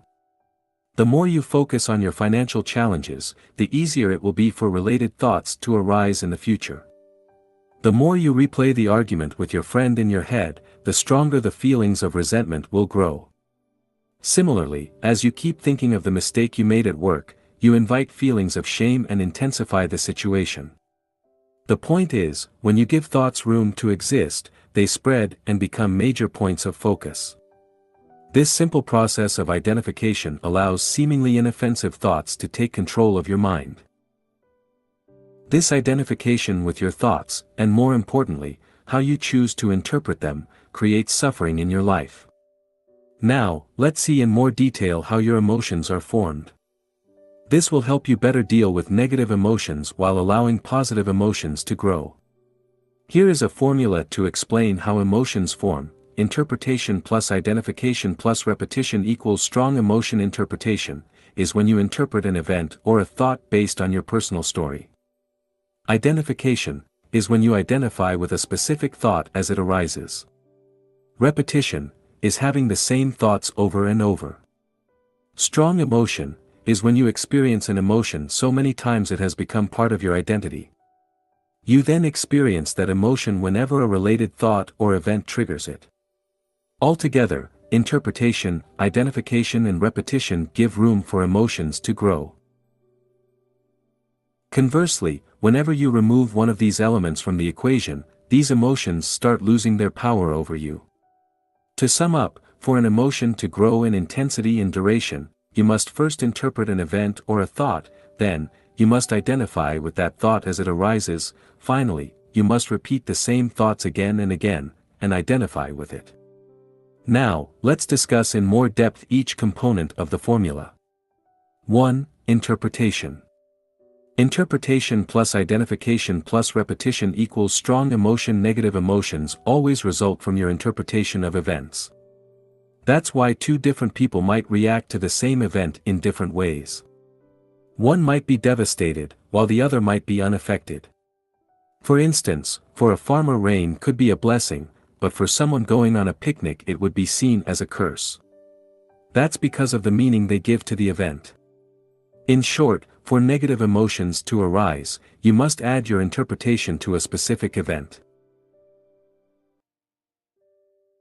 The event in itself cannot trigger negative emotions without your consent. So, why do you keep experiencing negative emotions? I believe it's because reality fails to meet your expectations. You want reality to be one way, but it turns out to be another. You go on a picnic and want the weather to be good, but it rains. You want a promotion at work, but you don't get it. You want to make money with your side business, but it's not working. Your interpretation of reality creates suffering in your life. Reality in itself can never be upsetting. This is worth repeating. We'll discuss in depth how you can change your interpretation in the next section entitled, Changing Your Story. 2. Identification. Interpretation plus identification plus repetition equals strong emotion. Now, let's focus on the second part of the formula, identification. For an emotion to survive long-term, there must be a process of identification. Emotions cannot persist unless you give them your attention. The more you focus on your emotions, and identify with them, the more powerful they become. People often feel the urge to identify with their emotions and find themselves unable to disengage from them. They fail to realize one of the most important truths in this world: you are not your emotions. Your emotions will come and they will go. So, when you catch yourself saying, "I'm sad," remember you are incorrect. Nobody has ever been sad, because your emotions are not who you are. They can appear to be you, but they will soon disappear, like clouds in the sky. Think of yourself as the sun, and the sun is always there whether or not you perceive it, whether or not it's hidden by the cloud. You are not your emotions. You are not sad, you merely experience feelings that you may call sadness at a given point in time. This is an important point. I hope you can see the difference. Another way to see your emotions is as the clothes you wear. What emotional clothes are you wearing right now? Are they clothes of excitement? Depression? Sadness? Bear in mind, tomorrow, or a week from now, you will likely be wearing different clothes. How long you wear your clothes, your emotions, depends on how much you love them, i.e., how much you're attached to your emotions. An emotion in itself is powerless. What gives it power is your conscious or unconscious identification with it. That's why an emotion given no attention will eventually fade away. Try the following exercise: whenever you're angry, get busy with any activity requiring your full attention. You'll see your anger quickly dissipate. Conversely, keep dwelling on the feelings of anger, and you'll see it grow until it becomes one of your major emotional states. 3. Repetition. Interpretation plus identification plus repetition equals strong emotion. We've seen that the way you interpret an event or a thought determines how you feel. We also know that, as you identify with your thoughts or feelings, they become emotions. Now, if you keep repeating that process, you'll condition your mind to experience these specific emotions, positive or negative. For instance, if you focus your attention on what you believe your friend did to you, feelings of resentment will grow. As a result, you could hold a grudge for months. People often do this. They waste time holding on to negative emotions that serve no purpose just because they can't let go of them. Conversely, if you disengage from your thoughts of resentment and simply observe them, over time they will lose power and the associated resentment will fade away. In fact, if you had let go of the thought of resentment immediately after it arose, your feelings of resentment would have dissipated almost instantly. We'll see how you can let go of your emotion in the section, Letting Go of Your Emotions. Action Step. Resist negative emotions from the past using the workbook, Section 3. How to change your emotions. 1. How emotions are formed. Recall the last time you felt anger, sadness, frustration, fear, or depression. Now, write down what happens for each of the following: interpretation, what events happened and what thoughts arose. Identification, how did you respond to these thoughts? Repetition, did you identify with these thoughts repeatedly? 12. Changing your interpretation. The sight of a slaughterhouse may trigger a negative emotion in you, whereas it may be positive for the business owner and natural for the machine operator. It all depends on how you are conditioned. Om Swami, a million thoughts. In itself, an event or a thought has no power to alter your emotional state. What generates emotions is the way you choose to interpret the event or thought. This is why two people can react differently to the same situation. One will see a problem and blame external circumstances, while the other will see an opportunity to be embraced. One will get stuck, the other will grow. The way you interpret events is closely linked to general assumptions you hold about life. As such, it is essential we first delve into the underlying assumptions that lead to these interpretations. Exploring your assumptions. To enter a given emotional state, you made certain assumptions regarding how things should be. These assumptions constitute your subjective reality. Because you're convinced they are true, you don't question them. Below are some examples of assumptions you may have. Problems should be avoided. This is a problem. I should be healthy. I'll live at least until I'm 70. I must get married. Complaining is normal. There is nothing wrong with dwelling on the past. I need to worry about the future, and/or. Now, let's look at each one of these assumptions. Problems should be avoided. Many people want to get rid of their problems. But what if you can't, and what if you don't need to? For sure, some people have better problems than others, but everybody has problems. What if the assumption that you shouldn't have any problems is wrong? What if you need to learn how to dance in the rain and make the most of your problems? What if problems are just challenges to be overcome, and part of life? This is a problem. What if this thing you label as a problem is actually not a problem? What if it doesn't matter as much as you think? What if it's an opportunity in disguise? And how could you make it so? I should be healthy. We tend to take our health for granted, but we cannot guarantee we won't get sick tomorrow. What if your health is a blessing and not necessarily the default position? Wouldn't that make you think of your health in a different way?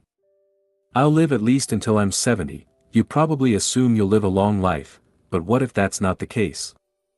Isn't living a long life a blessing rather than something you should take for granted? Unfortunately, some people die young, but that's the nature of reality. People say, he died too young, but is that correct? Isn't it more accurate to say that he just died?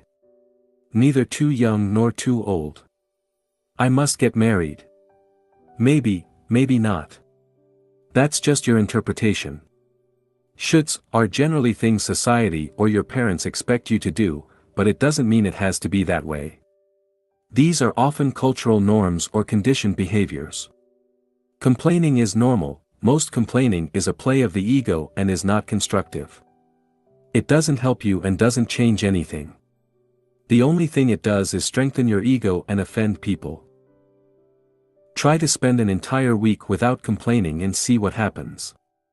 There is nothing wrong with dwelling on the past. You probably spend too much time dwelling on the past. Everybody does.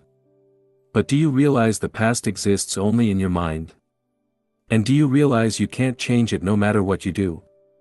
Learning from your past is useful, dwelling on it isn't. I need to worry about the future. Worrying about the future is unavoidable to a certain extent, but it doesn't help. Instead, you should do the best you can in the present to avoid future problems. You don't need to have the perfect life to be happy. Happiness is a choice you need to make every day. You must practice it since, as we've seen before, external factors won't significantly affect your happiness. These are just some examples of assumptions you may hold. My intention here is to show you that your interpretations, and the emotions generated from them, are largely the result of the assumptions you hold about the world. Thus, to experience more positive emotions, it is important you spend time revising your assumptions. Analyzing your interpretations. As we've already seen, you interpret events based on your assumptions. Now, below are some questions to help you understand what I mean by interpretations. Do you think everything happens for a reason and embrace it, or do you play the victim?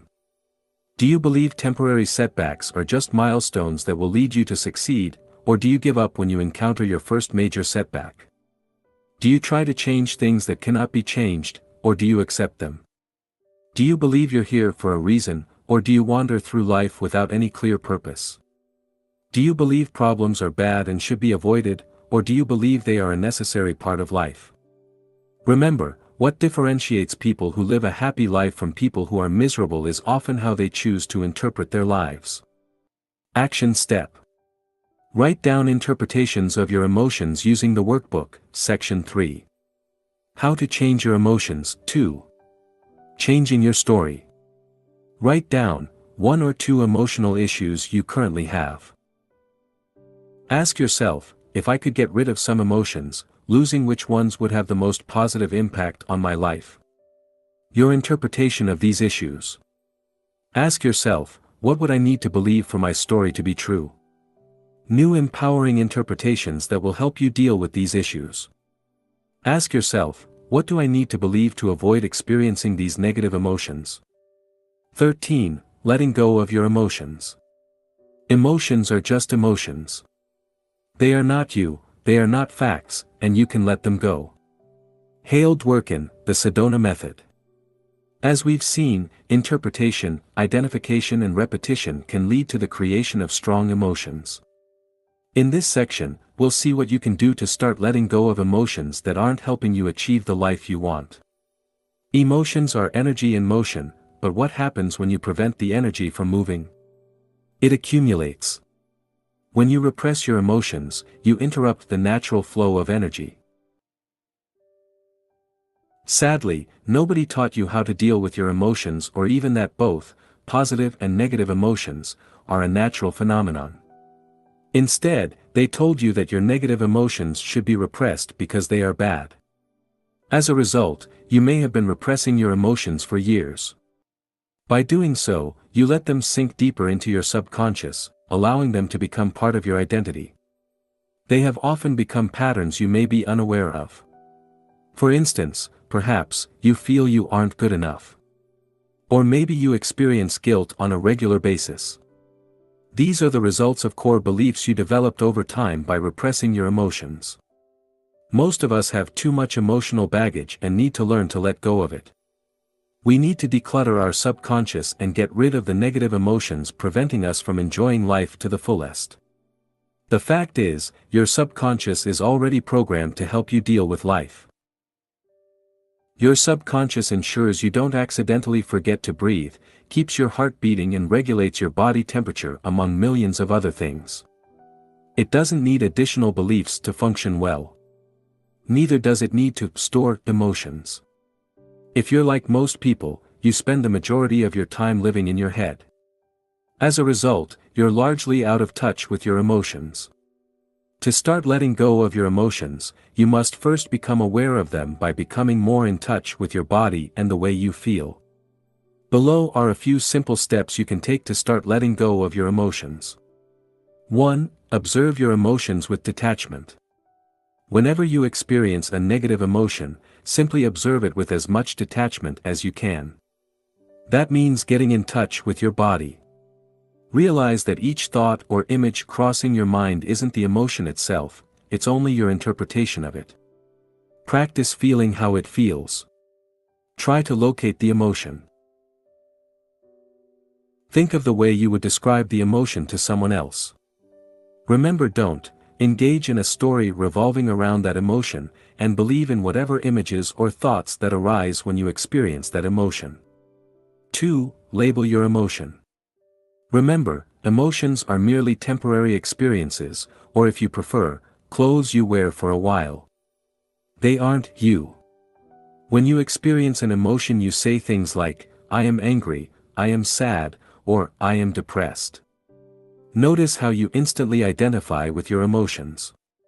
However, this is factually incorrect.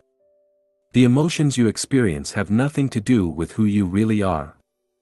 If you were your depression, you'll be depressed all day long every single second of your existence. Fortunately, that's not the case. Let's assume you feel sad. Rather than saying, "I'm sad," a more accurate way to describe that emotion would be, "I feel sad," or "I experience a feeling of sadness." Can you see how different it is from saying, "I'm sad"? It gives you more space to distance yourself from your emotions. The more you become aware of your emotions, the more you can label them and detach yourself from them, and the easier it will be to let go of these emotions. 3. Let go of your emotions. Too often, you over-identify with your emotions and cling to them for the following reasons: they're part of the story you're telling yourself. Sometimes, you can't stop clinging to a story, even a disempowering one. Yes, you can become addicted to destructive stories despite knowing they aren't helping you. You believe the emotions are you and feel a strong need to identify with them. You may fall into the trap of believing you are your emotions. As a result, you identify heavily with them, which creates suffering. Real life example: I regularly felt that I wasn't good enough. As a result, I believed I should work harder. This belief led me to create lists of daily goals that were impossible to complete even when working from morning to night. I often fell short on my goals, which reinforced the belief that I wasn't good enough. By realizing this was just a story, I started letting go of this belief. After doing so, I noticed I was actually getting almost as much work done but without the need to struggle and feel stressed out. I'm still working on that issue, but I gained tremendous value from this process. The challenging part was to let go of the attachment to my story by letting go of the following: the belief that I'm not good enough and must work harder, the pride I feel from working harder than most people, the victim mentality that comes from working hard while not getting the results I want. The idea I'm somewhat special, the idea the world needs to be changed, and the need to control the outcome of my actions. As you can see, letting go of core emotions is not easy. They've become part of our identity, and we often derive a twisted pleasure from them. We may even wonder who we will be without them. 4. A 5-step process to let go of emotions. In his book, The Sedona Method, Hale Dwoskin explains there are 3 different ways to release your emotions as they arise. You can, 1, let them go. When you experience negative emotions, you can consciously choose to release them rather than repressing them or clinging to them. 2, allow them to be here. You can allow them by acknowledging their existence without clinging to them, or you can 3. Welcome them. You can accept them and have a closer look at them to discover what the core of these emotions are. According to Hale Dwoskin, the first step in each case is to become aware of your emotions as they arise. He then introduces a 5-step process to let go of your emotions. Step 1, focus on a certain emotion you would like to work on so you can feel better. This doesn't need to be a big emotion. It could be something as simple as not feeling like working on a specific task, or being mildly annoyed about something. Step 2, ask yourself one of the following questions. 1. Could I let this feeling go? 2. Could I allow this feeling to be here? 3. Could I welcome this feeling? Depending on which way you want to go, release, allow, or welcome, answer the corresponding question. Step 3, then ask yourself, would I? 1. Would I let this feeling go? 2. Would I allow this feeling to be here? 3. Would I welcome this feeling? Answer yes or no to each question while being honest with yourself. Do you feel like you can let go/allow/welcome the emotion? Even if no will help you let go of it. Step 4, ask yourself, when? Your answer will be, now. You let go of that emotion immediately. Step 5, repeat this process as many times as necessary for that particular feeling to disappear. You may be tempted to brush off this technique as overly simplistic and ineffective. Don't do that. Try it for yourself. Remember that you are not your emotions. That's precisely by practicing letting go of them that you'll realize that universal truth. As you make a conscious choice to let go of your emotions, welcome them fully or allow them to be, you'll gain a whole new understanding of how emotions work and how to release them. Action step. Use the exercises in the corresponding section of the workbook to start letting go of your emotions. Section 3. How emotions are formed. 3. Letting go of your emotions. Make a list of all the emotions you would like to let go of. Perhaps you feel as though you aren't good enough. Perhaps you struggle with procrastination and experience guilt and shame. Maybe you blame yourself for something you did in the past, or you worry about your future. Just write down whatever comes to your mind. Now, use the method mentioned above. Select one emotion, then ask yourself, could I let this feeling go? Would I? Yes/no, when? Now, don't worry if you're not successful at first. You'll have plenty of opportunities to practice in the future. 14. Conditioning your mind to experience more positive emotions. Try to see that a thought about a person or event is merely a thought about that person or event. It is the thought about them that makes you feel the way you do. To change the way you feel, change the way you think. Vernon Howard, The Power of Your Supermind. We've discussed how emotions are formed, and we've introduced a process you can use to release your negative emotions. Now, let's see how you can condition your mind to start experiencing and intensifying positive emotions in your life. You are what you think about most of the time. For thousands of years, mystics have told us we are the results of our thoughts. Buddha allegedly said, "What you think, you become." The essayist and poet, Ralph Waldo Emerson, said, "We become what we think about all day long," while Mahatma Gandhi said, "A man is but the product of his thoughts." In his classic book, As a Man Thinketh, James Allen wrote, "Let a man radically alter his thoughts, and he will be astonished at the rapid transformation it will effect in the material conditions of his life." Men imagine that thought can be kept secret, but it cannot. It rapidly crystallizes into habit, and habit solidifies into circumstance. James Allen. To take control of your emotions, it is essential you understand the role your thoughts play in generating emotions in general. Your thoughts activate certain emotions, and these emotions, in turn, generate more thoughts. Thoughts and emotions then feed each other. For instance, if believed, the thought, "I'm not good enough," will generate negative emotions such as shame or guilt. Conversely, when you feel ashamed for not being good enough, you'll attract more thoughts in line with that belief. You will focus on the things you believe you aren't good at, or remember and dwell on past failures. This, in turn, will strengthen your erroneous belief. Thoughts generate emotions, and emotions dictate your actions. If you feel you don't deserve a promotion, you won't ask for it. If you believe a man or woman is out of your league, you won't ask him or her out. In a nutshell, this is the way thoughts work. They generate emotions that dictate your actions and shape your reality. While this may not be obvious to you in the short term, in the long term, you'll realize your thoughts have a tremendous impact on your life. Thoughts and emotions determine your future. Humans possess a power no other living beings have, their imagination. We can use our thoughts to manifest things and turn the invisible into the visible. However, a thought in itself isn't enough to manifest things or circumstances. It must be fueled with an energy in the form of emotion, such as enthusiasm, excitement, passion, or happiness. For this reason, someone enthusiastic about his or her dream will achieve more than a pessimistic and unmotivated person. Successful people constantly focus on what they want with positive expectation, while unsuccessful people focus on what they don't want or what they lack. The latter are afraid of having a lack of money, talent, time, or any other resources they may need to achieve their goals. As a result, pessimists accomplish far less than they're capable of achieving. Thus, one of the most important skills you can master is your ability to control your thoughts and emotions. This entails understanding what your emotions are, how they work, and what purpose they serve.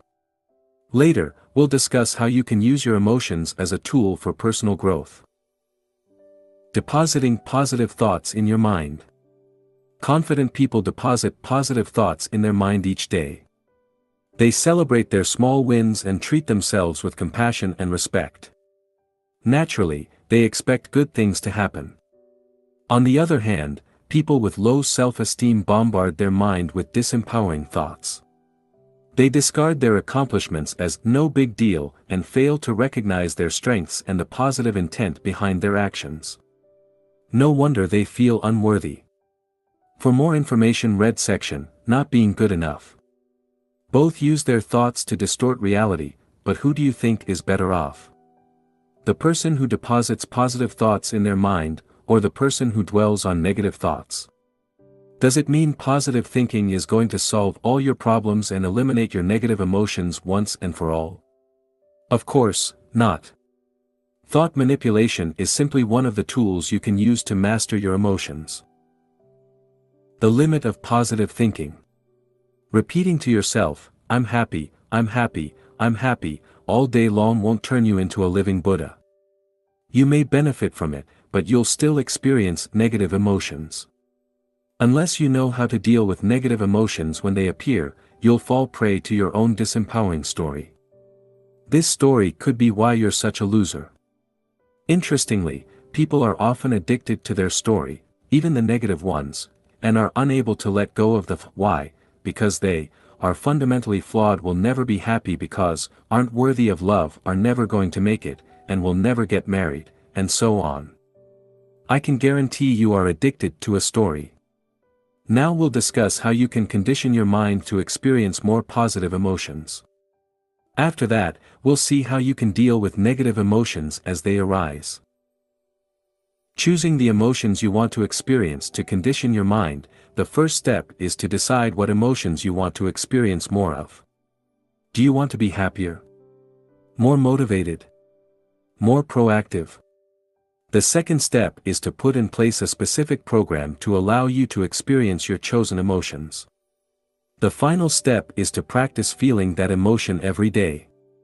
Feeling the same emotion over and over allows you to better access it. Neuroscience has shown that experiencing the same thought or emotion repeatedly strengthens the corresponding neural pathways, easing future access to that thought or emotion. Put it simply, the more you experience an emotion, the easier it becomes to generate. That's where daily conditioning comes into play.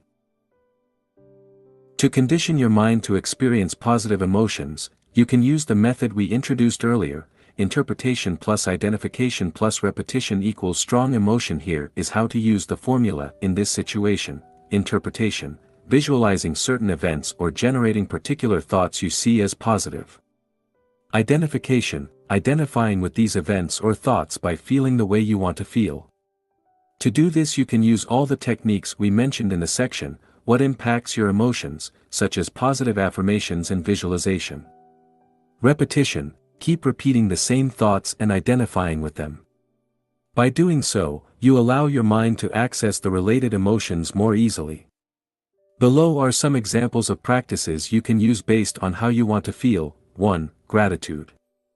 To feel more grateful, make gratitude a daily routine. Every morning, focus on what you're grateful for. The more you practice, the better you'll be able to focus on the positive side of things. Sadly, most of us know we should be grateful, but we aren't. That's why we must cultivate gratitude. As the late Jim Rohn said, our emotions need to be as educated as our intellect. Here are some exercises you can use to cultivate a feeling of gratitude. A. Write down things you're grateful for. Take a pen and a piece of paper, or even better, a dedicated notebook, and write down at least 3 things for which you are grateful. This will help you focus on the positive side of things. B. Thank people who crossed your life. Close your eyes and think of people you've met. As you picture them one after the other, thank them while acknowledging at least one good thing they did for you. If you happen to picture people you don't like, thank them anyway and still look for one good thing they did for you. It could be making you stronger or teaching you a specific lesson. Don't try to control your thoughts, simply let the faces of people you know come to your mind. Release any resentment you feel or have felt. C. Focus on one object and appreciate its existence. Select one item in your room and think of the amount of work and number of people involved in the process of creating it and delivering it to you. For instance, if you select a chair, think of all the work necessary to create it. Some people had to design it, others had to find raw materials, and others had to assemble it. Truck drivers had to deliver it to the store. The store employees had to display it and promote it. You or someone else had to go and collect it. The car you drive also had to be built by other people, and so on. Think of how you benefit from this chair. Remember a time you were so tired you couldn't wait to sit. Didn't it feel great when you could finally sit? Thanks to the chair you can not only sit, but you can also use your computer, write, read, drink coffee, or have a pleasant conversation with your friends. D. Listening to gratitude songs/guided meditation. Listen to gratitude meditation. Search gratitude meditation on YouTube. 2. Excitement. Sometimes, you lose excitement. You feel as though you're running in circles trapped in the same old routine. To generate more excitement, spend a little time every morning visualizing all the things you want. Get excited about these things. Below are several ways to do it. Please note, this should be practiced on a regular basis. A. Write down what you want. Take a pen and piece of paper and write, "What I want," at the top of the page. Then, write down anything you can think of that excites you. B. Visualize what you want. Ask yourself, what do I really want, and visualize all the things you desire. Try to be as specific as possible. Clarity is power. Think of your ideal career, relationship or lifestyle, or any goals you want to accomplish in the coming decade or beyond. C. Create a goals/dreams journal. Buy a notebook and write down your goals in each area of your life. Review them each morning and keep adding pictures, drawings, or anything else to foster your enthusiasm. D. Vividly envision your ideal day. What would you eat for breakfast? How would you spend your day? With whom would you spend your day? What would you do in the evening? Where would you live? How would you feel? You can have several versions of your ideal day. Just make sure each version excites you. 3. Confidence/certainty. If you want to have more confidence in your ability to achieve your goals, visualize yourself as having already accomplished them, and feel good about it. Practice developing a sense of certainty. Commit to your vision in your mind. Each time you visualize your goal, give the energy of commitment to it. Know it's going to happen. 4. Self-esteem. To boost your self-esteem, keep track of your daily accomplishments. You do many things right, but you tend only to remember things you do wrong. No wonder your self-esteem suffers. Buy a notebook and dedicate it to this purpose. Record your accomplishments every day. Some examples of accomplishments would be: I woke on time. I ate some fruit. I cleaned my desk. I completed Project A. I exercised. I completed my morning ritual, and/or I read. As you can see, you don't have to write down anything big. In fact, by writing down small accomplishments, you condition your mind to look for more wins, which, over time, enhances your self-esteem. For more exercises related to self-esteem, refer to the section, Not Feeling Good Enough. 5. Decisiveness. As you practice being more decisive, you'll boost your productivity, which will affect your well-being. As we'll see in the section, Procrastination, stalling can create a lot of emotional suffering. To become more decisive, you can use the 5-second rule, introduced by Mel Robbins in her book of the same name. In it, Mel Robbins argues there is only one rule when it comes to productivity, success, or getting everything you ever wanted: you have to do something whether you feel like it or not. If you can do the things you don't feel like doing, you'll get everything you've ever wanted. Her 5-second rule states you have 5 seconds from the moment you have an idea to the moment you take action. If you fail to act within these 5 seconds, your mind will talk you out of it. The nature of the mind is to prevent us from doing anything scary or tiring. For instance, you have 5 seconds to introduce yourself to someone you want to talk to at an event, send that important email, or ask a question during a meeting. Exercise. Strengthen your decisiveness. To practice the 5-second rule, you can start with small things. Make a list of things you procrastinate over. Perhaps you put off washing the dishes, or cleaning your home. Maybe, you delay calling someone or sending some emails. Write it down. Now, select a couple of things on which you'll use the 5-second rule. Commit to using the rule for at least a week. When you think of washing the dishes, calling someone, or anything, count down from 5 to 0, and take action before you reach 0. Common mistakes to avoid when conditioning your mind. As you condition your mind to experience more positive emotions, avoid making the following mistakes: trying to implement too many changes at once. Stick to 1 or 2 exercises for a month or so before trying any other exercises. Starting too big, keep it small and make sure the exercises aren't too challenging. Remember, taking control of your emotions is a long-term game. It's a marathon, not a sprint. To learn more about how to create an exciting morning ritual, please consult my book, Wake Up Call: How to Take Control of Your Morning and Transform Your Life. Action Step. Refer to the corresponding section in the workbook and choose the emotions you want to experience more of. Section 3. How to change your emotions. 4. Conditioning your mind. 15. Changing your emotions by changing your behavior. Action seems to follow feeling, but really action and feeling go together, and by regulating the action, which is under the more direct control of the will, we can indirectly regulate the feeling, which is not. William James, philosopher and psychologist. We've seen you can influence your emotions by using your body, mind, or words. We've also discussed how you can change your interpretations of thoughts or events to change your emotional state. Unfortunately, when negative emotions suddenly arise or are too strong, changing your body posture or using positive affirmation might not be enough. In fact, trying to replace a negative emotion by a more positive one often fails. You cannot always overcome depression by cheering up or counteract grief by deciding to just feel good. Neither can you expect profound sadness to disappear by repeating the phrase/mantra, "I'm happy, I'm happy, I'm happy." However, you can influence the way you feel by changing your behavior. As you alter your behavior, your feelings will change accordingly. It may happen almost immediately, as when you distract yourself from mild anger by performing a task. Or it may take weeks or even months while you deal with profound emotions such as intense grief or depression. To start changing the way you feel, whenever you experience a negative emotion, ask yourself the following questions: what causes that emotion, and what can I do about my present reality? After asking these questions, identify concrete actions you could take to change your emotional state.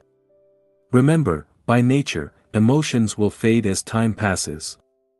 That is, unless you reinforce them by replaying the same situation over and over in your mind.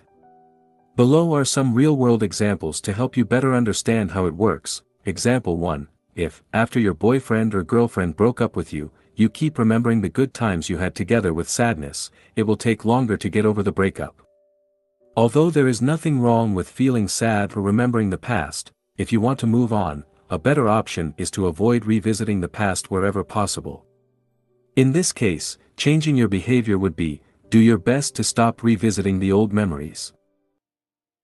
Example 2. If you constantly worry about an upcoming presentation at work, changing your behavior might be rehearsing your speech for hours. Doing this, you'll know the text so well you'll be able to perform well even under pressure. To give yourself an even better chance at success, you could also rehearse in front of your colleagues or friends. Example 3. If you've been resenting a particular friend for weeks because of something he said or did, changing your behavior might be having an honest talk with him and share your feelings. This will allow you to clear the air, clarify any misunderstandings, and avoid building up resentment. Oftentimes, we misinterpret events or see things that aren't there. Example 4. Sometimes, you feel sad, angry, or even depressed, and can't do anything about it. In this instance, the best you can do is to avoid focusing on your feelings, and just let them be. Your job here is to do what you have to do and live your life until these emotions fade. Don't forget to practice letting go of negative emotions as they arise. As you learn to detach yourself from the negative emotions, it will help prevent them from growing and becoming more entrenched. Action step using the workbook. Let's do an exercise using an example from your life. Section 3. How to change your emotions. 5. Changing your emotions by changing your behaviors. Remember the last time you experienced a negative emotion that lasted more than a couple of days. Now, think of what you did specifically to overcome this negative emotion, if anything. Then, ask yourself, how could I have changed my behavior to influence my emotions positively? 16. Changing your emotions by changing your environment. You cannot always control your emotions. Certain events, such as a breakup, the loss of a loved one, or a severe disease, can trigger negative emotions. However, you do have control over some events. Do you have daily life situations that affect your peace of mind? What if you could do something about them? Sometimes, to reduce negative emotions you simply need to avoid putting yourself in the situations generating them in the first place. Perhaps, you watch too much TV, which makes you miserable. Or maybe, seeing your friends, seemingly, happy on Facebook makes you feel like a failure. Why not spend less time in such situations? Real life example, Facebook was making me unhappy and I felt like a failure. People in my field were killing it and my friends looked so happy, or so I thought. Not to mention the fact I was wasting hours of my time mindlessly scrolling through my news feed. To overcome this drain on my emotional bank, I drastically reduced the time I spent on Facebook. Ever since making the decision, I've been feeling better. This example shows you that small changes can enhance your well-being. If you look at the things you do daily, you'll find activities or behaviors that don't support your happiness. Just removing one or two of these activities, or changing some of your behaviors, may noticeably improve your mood. You may already know what you should do, but it's also possible you're unaware of the cost of some of your behaviors on your well-being. Below, I've listed some examples of activities or behaviors that may rob you of your happiness. Ask yourself whether they're contributing to your overall sense of well-being. Watching TV. Although watching TV can be fun, it's also a passive activity which may not contribute much to your happiness. Spending time on social media. Social media is convenient and it allows you to keep in touch with your friends, but it can also be addictive. Facebook or Twitter can turn you into an addict craving the approval of others. Hanging out with negative people. People you hang out with have a tremendous influence on your emotional state. Positive people will lift you up and help you achieve your wildest dreams. Negative people will suck up your energy, demotivate you and destroy your potential. As Jim Rohn said, you are the average of the 5 people you spend the most time with. Make sure you surround yourself with the right people. Complaining and focusing on the negative. Do you constantly see the negative side of things? Do you dwell on the past? If so, how does this affect your level of happiness? Not finishing what you start, leaving tasks and projects unfinished in your personal and professional life can have a detrimental effect on your mood. Unfinished business clutters your mind. Feeling overwhelmed or demotivated is a sign you may have too many open loops in your life. Examples of open loops are unfinished projects you've been procrastinating over, or avoiding people you need to talk to. These are just a few examples. What about you? What activities or behaviors rob you of your happiness? Action step. Design a more empowering environment by completing the corresponding exercises in the workbook, Section 3. How to change your emotions, changing your environment. Use the free workbook or take a pen and paper, and write down any activities you believe may negatively impact on your emotions. Then, for each activity, write down the consequence, e.g. they make you feel guilty, they demotivate you, they erode your self-esteem, etc. 17. Short-term and long-term solutions to deal with negative emotions. No other life form on the planet knows negativity, only humans, just as no other life form violates and poisons the earth that sustains it. Have you ever seen an unhappy flower or a stressed oak tree? Have you come across a depressed dolphin, a frog that has a problem with self-esteem, a cat that cannot relax, or a bird that carries hatred and resentment? The only animals that may occasionally experience something akin to negativity or show signs of neurotic behavior are those that live in close contact with humans and so link into the human mind and its insanity. Eckhart Tolle, The Power of Now. In this section, I will provide you with a list of exercises or techniques you can use to better deal with negative emotions.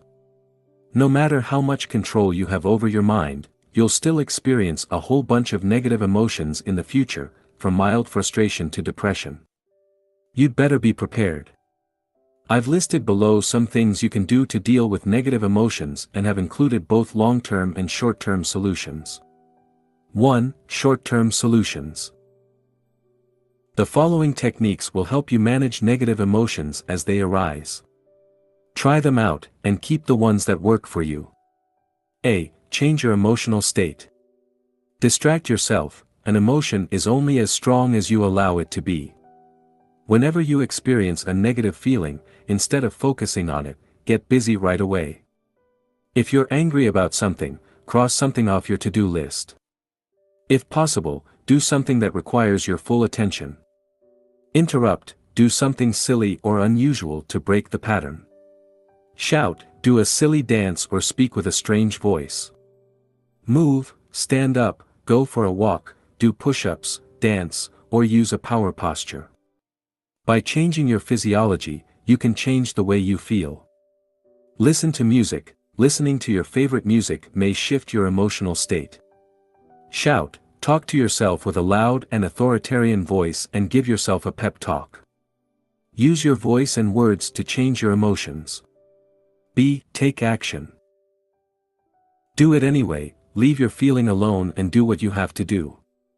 Mature adults do what they have to do whether they feel like it or not. Do something about it. Your behavior indirectly changes your feelings.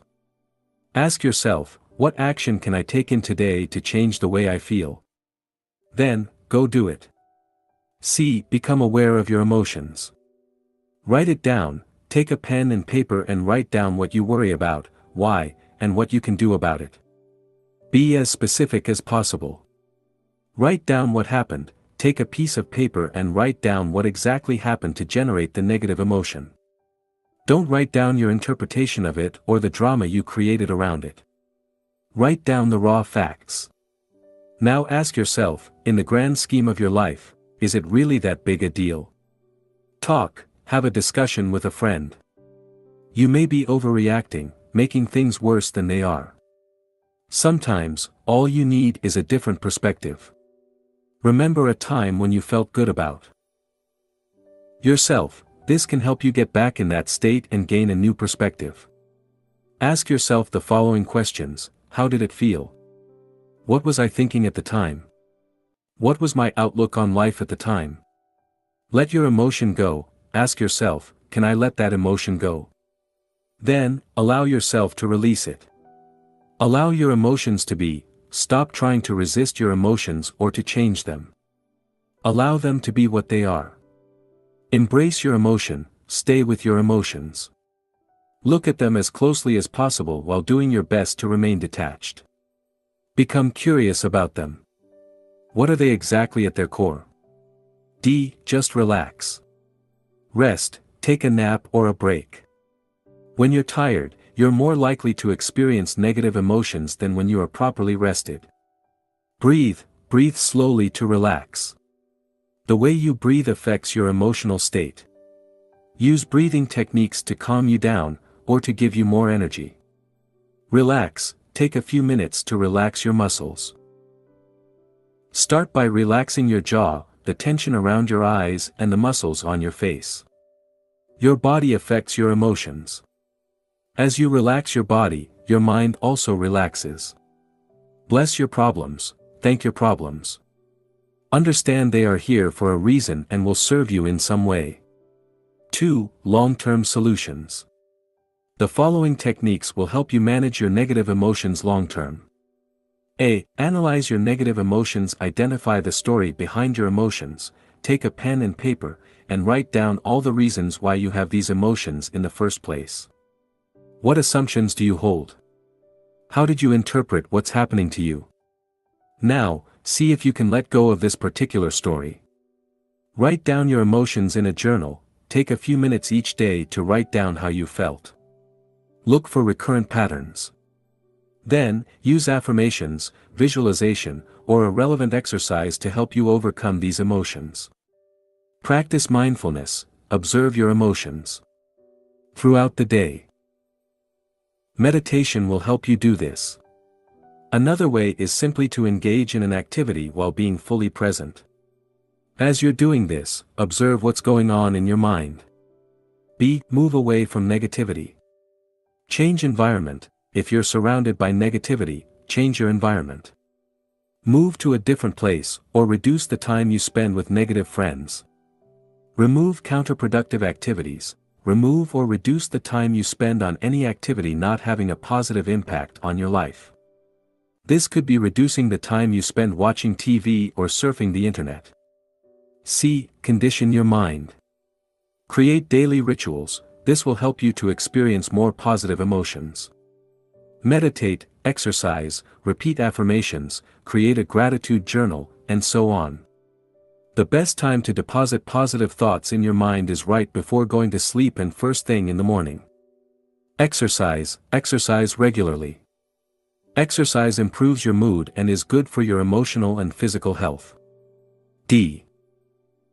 Increase your energy. The less energy you have, the more likely you are to experience negative emotions. Improve your sleep. Make sure you get enough sleep. If possible, go to bed and wake up at the same time every day. Eat healthier food. As the saying goes, you are what you eat. Junk food will negatively impact your energy levels, so take steps to improve your diet. Rest, take regular naps, or take a few minutes to relax. Breathe, learn to breathe properly. E. Ask for help. Consult a professional. If you have deep emotional issues such as extreme low self-esteem or depression, it might be wise to consult a professional. Action step. Write down one short-term and one long-term technique you want to use. Ask yourself, among the items on the list, what is the one technique that will best help me deal with negative emotions? Section 3. How to change your emotions, short-term solutions/long-term solutions. Part 4. How to use your emotions to grow. I suggest to you that every situation, every moment, provides the opportunity for self-growth and development of your character. Reality keeps bringing us circumstances. Sometimes I picture them as waves breaking on the shore, and we have the chance to keep merging with that reality to fit ourselves to it, to dive into those waves. David K. Reynolds, author of Constructive Living. We've seen what emotions are, how they are formed, and how you can reprogram your mind to experience more positive emotions. Now, let's see how you can use your emotions as a tool for personal growth. Most people underestimate how useful emotions can be. They never truly realize they can use their emotions to grow. Think of it this way. Your emotions send you a message. They tell you that your current interpretation of reality is biased. The problem is never reality, but the way you interpret it. Never forget, you have the power to find meaning and joy even in the worst situations. For instance, Alice Sommer had every reason in the world to feel hopeless. She was imprisoned in a concentration camp during World War II and didn't know how long she had left to live. She, nevertheless, found joy. As she recalls, I was always laughing. We were lying on the floor with my son, and he saw me laughing. How can a child not laugh when the mother laughs? Alice Sommer. Nick Vujicic believed he would never be happy. After all, he was born with no arms or legs. As he said in one of the lectures he gave at a school, "What kind of husband am I gonna be if I can't even hold my wife's hand?" Nick Vujicic. Under these circumstances, nobody would have blamed him if he had remained bitter all his life. However, he overcame his challenges, and today, in addition to being a successful motivational speaker, he's a happy husband and father of 2. These 2 examples show us we can overcome even the most challenging situations. They show us negative emotions don't last forever. Challenging times in our life are often the events that allow us to grow as human beings. Even a complete nervous breakdown can serve as a wake-up call for people. In this section, you'll learn how emotions work and how you can use them to grow, while simultaneously reducing the emotional suffering they create. 18. How emotions can guide you in the right direction. Emotions come and go and, ultimately, can't define you. But it doesn't mean they don't have a role to play. They can foster your personal growth by reminding you of what you already know: you need to make changes in your life. The more you ignore your emotions, the louder they will become. It starts with a small voice, a gut feeling, or an intuitive knowledge. As you dismiss this sign, it gets louder. Keep ignoring your emotions, and your body will begin to talk in the same way as you experience physical pain. For instance, let's say you feel an emotion you identify as stress. This tells you to make changes in your life. It could involve moving away from a stressful situation, improving the situation, or changing how you interpret it. One thing is sure, you need to do something about it. If you keep ignoring stress or the stressor, it may result in severe health issues. The bottom line is, your emotions send you a message. In the same way that physical pain tells you something is wrong with your body, emotional suffering tells you something is wrong with your mind. The power of self-awareness. Self-awareness is one of the most important components of your personal growth. Without it, you can't do much to change your life, since you can't change a problem unless you realize it exists. So, what is self-awareness? Self-awareness is your ability to observe objectively your thoughts, emotions, and behaviors without adding your own interpretation or story to it. Above or below the line? In the 15 Commitments of Conscious Leadership, Jim Dethmer and Diana Chapman introduced a very simple yet powerful model to help increase self-awareness. This model is extremely simple, a single line. The authors argue that, at any time, you're either above or below the line. When you're above the line, you're open, curious and willing to learn, but when you're below the line, you want to be correct and, as a result, you tend to be defensive and closed to new ideas. Put it simply, when you're above the line you're conscious, when you're below the line you're unconscious.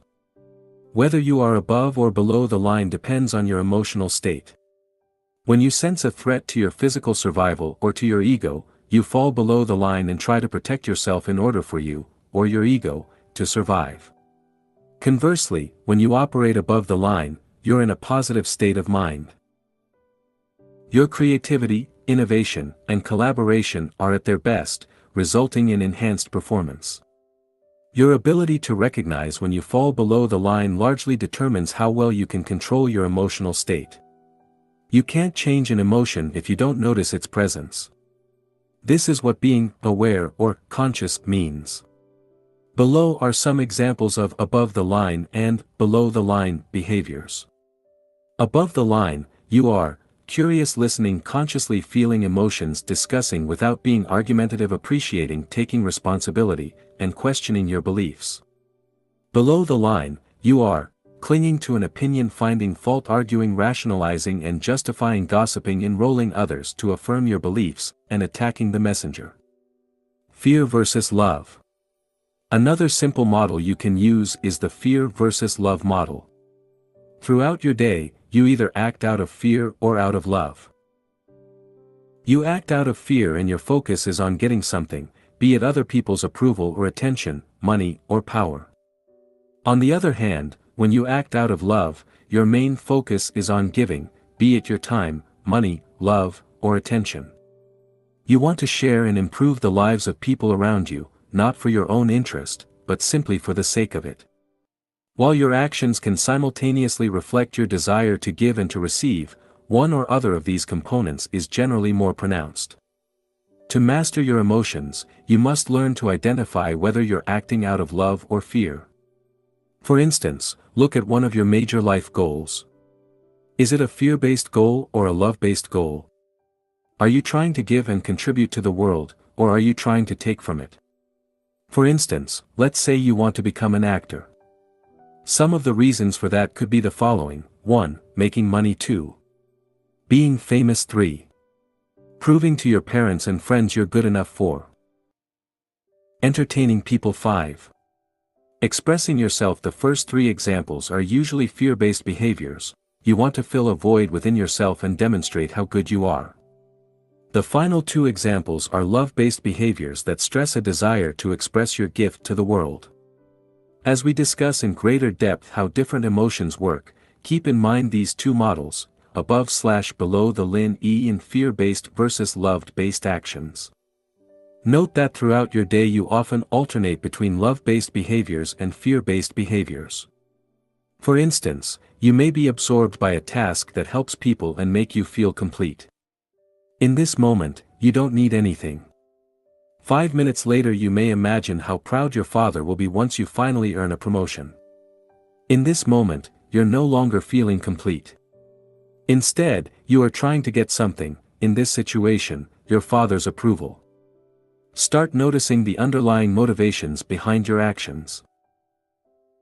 As you do so, you'll begin to realize you spend a considerable amount of time trying to earn other people's approval, whether they be your colleague, your boss, your parents, or your partner. Notice this, and ask yourself what you can do to move from wanting to get to wanting to give.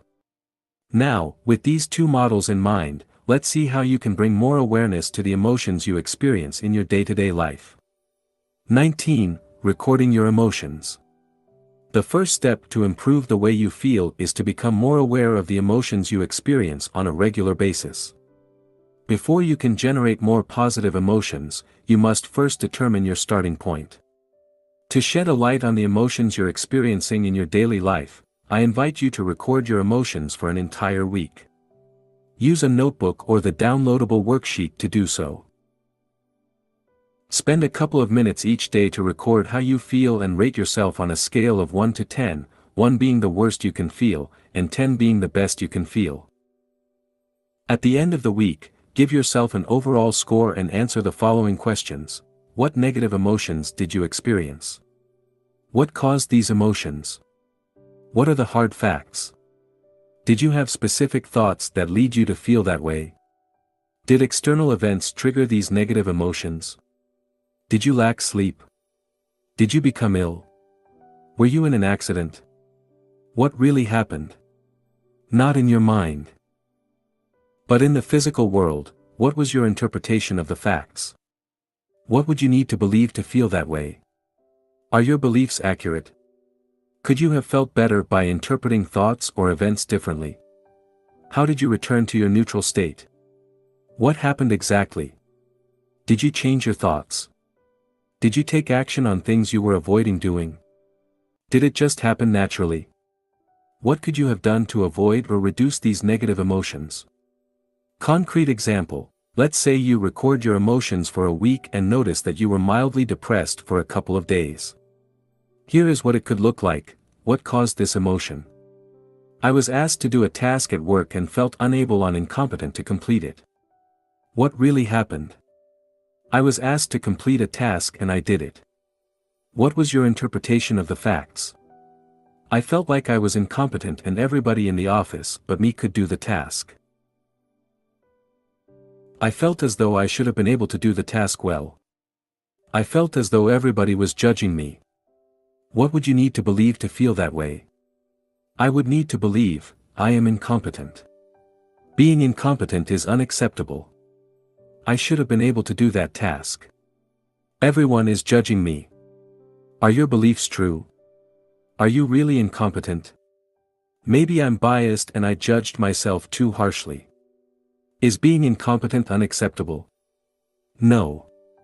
The fact is, I cannot always be competent at everything. Should you be able to do that task? I haven't much experience performing similar tasks and there was no way I could do it without asking for help. Is it true that everyone judging you? Some people may judge me, but that's probably not true of everyone. It's also possible nobody really cares. After all, they have their own issues to deal with. And what if nobody noticed? Or perhaps, I did okay and the negativity is all in my mind. How did you return to your neutral state? I realized it was actually no big deal. I asked a colleague whether I did the task correctly. He helped me and gave me some advice. He also recommended some good books to help improve my skills. What could you have done differently to avoid or reduce this negative emotion? I could have asked someone to help me instead of trying to do everything on my own. As you go through this process, you'll notice what causes you to experience negative emotions. You'll be able to identify self-defeating behaviors and overcome them using daily conditioning and affirmation. Additional tip: remember to write down how you feel each day using a dedicated journal. This will help you detach yourself from your emotions as you realize ups and downs are a normal part of living. Action step: record your emotions using the workbook, section 4. How to use your emotions to grow. Record your emotions. 20. Not being good enough. When I won the Oscar, I thought it was a fluke. I thought everybody would find out, and they'd take it back. They'd come to my house, knocking on the door. Excuse me, we meant to give that to someone else. That was going to Meryl Streep. Jodie Foster. You think, why would anyone want to see me again in a movie? And I don't know how to act anyway, so why am I doing this? Meryl Streep, do you feel as though you aren't good enough? Guess what? You're not the only one. The other day I wrote the following to a fellow blogger: there are a lot of topics I could write about, but there are already so many books out there. Sometimes, I'm like, what's the point? He replied, I know the feeling of, what's the point? Everything worth saying has already been said. And who am I to write about it anyway? What have I achieved so far? Ah, well. I guess it's natural. Good to know that we're not the only ones struggling. Whether or not you're aware of it, millions of people feel the same way. The feeling of not being good enough alone must have killed more dreams than anything else. And who has never felt that way? Here is a non-exhaustive list of how I felt in my life. I'm not a good enough writer. I'm not charismatic enough, I'm not competent enough, I'm not confident enough, I'm not courageous enough, I'm not disciplined enough, I'm not good enough at public speaking, I'm not handsome enough, I'm not inspiring enough, I'm not interesting enough, I'm not making enough money, I'm not muscular enough, I'm not patient enough, I'm not perseverant enough, I'm not proactive enough, I'm not productive enough, I'm not smart enough, I'm not taking enough action, I'm not tough enough, I'm not working hard enough, my English isn't good enough, my Japanese isn't good enough, and my memory isn't good enough. And I could go on. People who feel they aren't good enough tend to have low self-esteem. They focus on what they aren't good at while filtering out all the things they are good at. Try complimenting them and all you'll hear is, "It's no big deal." Worse, they may even think you're being polite, or trying to manipulate them. These people have a hard time accepting compliments. Instead of a simple thank you, they return the compliment, or downplay their role. Perhaps, you're acting the same way. See if you do one of the following things when receiving a compliment. 1. Dismiss the whole thing as being no big deal, anybody could have done it. 2. Talk about all the things you did wrong while explaining what you could have done better. 3. Try to return the compliment, "Thank you. I think you did a fantastic job, too." Notice your inability to accept a compliment 100% in the 3 cases above. You may not only brush off your accomplishments, but also magnify every single of your failure to reinforce the case you aren't worthy. You keep a long list of your failures, unwilling to let go of them as they fit your story. Who would you be if you were no longer the man or woman who's never good enough? As strange as it may seem, there's something scary about that. At least, the certainty of not being good enough gives you some comfort. Imagine what would happen if you released the hold you have on your story, try something you've always wanted to do, and fail. What you suspected for a long time would become true: you aren't good enough. Or worse, what would happen if you were to succeed? How would that fit into your story? Remember, your brain is biased towards negativity. Adding your own bias will certainly not help you feel good about yourself. The fact is, you do most things well. Although a lack of experience, interest, or talent may explain why you aren't doing as well as you would like to in certain areas, it has nothing to do with you not being good enough. How to use the feeling of not being good enough to grow. Not feeling good enough is a sign of low self-esteem. Many people experience low self-esteem in various degrees. I certainly do. For some, every single thing they do is insufficient. For others, they feel inadequate only in certain situations or areas of their life. Wherever you are on the self-esteem spectrum, you can probably benefit from a boost in your self-esteem. Identifying what triggers your feelings of inadequacy. The first step is to find out what triggers these feelings. What thoughts are you identifying with? Which areas of your life are concerned? Take a few minutes to write down the following: the situations in which you feel like you aren't good enough, and the thoughts you identify with, your story. Keeping track of your accomplishments. The second step is to keep track of your accomplishments. Not feeling good enough often results from the biased view you hold about yourself. You focus on your shortcomings, failing to acknowledge your successes. People with healthy self-esteem tend to look at themselves in a more objective way, acknowledging both their shortcomings and their strengths. To improve your self-esteem, start acknowledging all the things you're doing well. The following exercises will help you do that. Exercise 1: Create a win log. One of the best ways to acknowledge your accomplishments is to write them down. For this exercise, I encourage you to use your dedicated notebook. 1. First, write down everything you've accomplished in your life. Come up with a list of 50 things.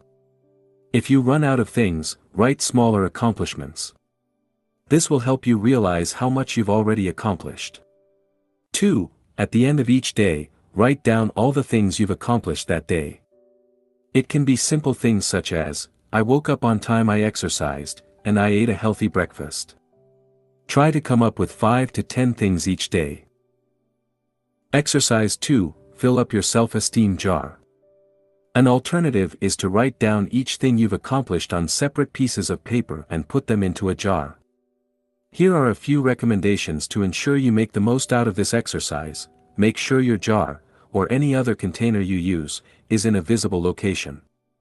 The best location is probably on your desk, the second best location is your bedroom. Select a container you like. Choose a design you're fond of. It's all about your self-esteem, so anything that makes you feel good is advisable. Make sure it is transparent so that you can see it filling up. Give it a positive name, e.g. my self-esteem jar, declaration of love to myself, etc. Write your accomplishment on a paper you love. For instance, use different colors so that when the jar fills up, it creates something pleasant to the eye. One idea would be to use origami paper. Write with your favorite pen. The idea is to show more respect towards yourself by acknowledging your multiple accomplishments. Exercise 3. Create a positive journal. You can also create a journal to write down every compliment you received that day. Your colleague told you your shoes look nice, write it down. Your friend complimented your hair, write it down. Your boss told you how well you did at a task, write it down as well. Don't question the sincerity of these compliments. Always assume they are genuine.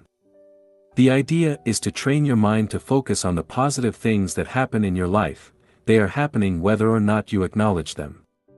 Here is how to make the most of that exercise. Buy a notebook you like. Personalize it, add stickers, draw something, add pictures, or use different colors. Don't want to do any of this stuff? That's fine as well. It's your journal. Keep it with you, carry it with you, and look for new compliments to add to your amazing collection, optional.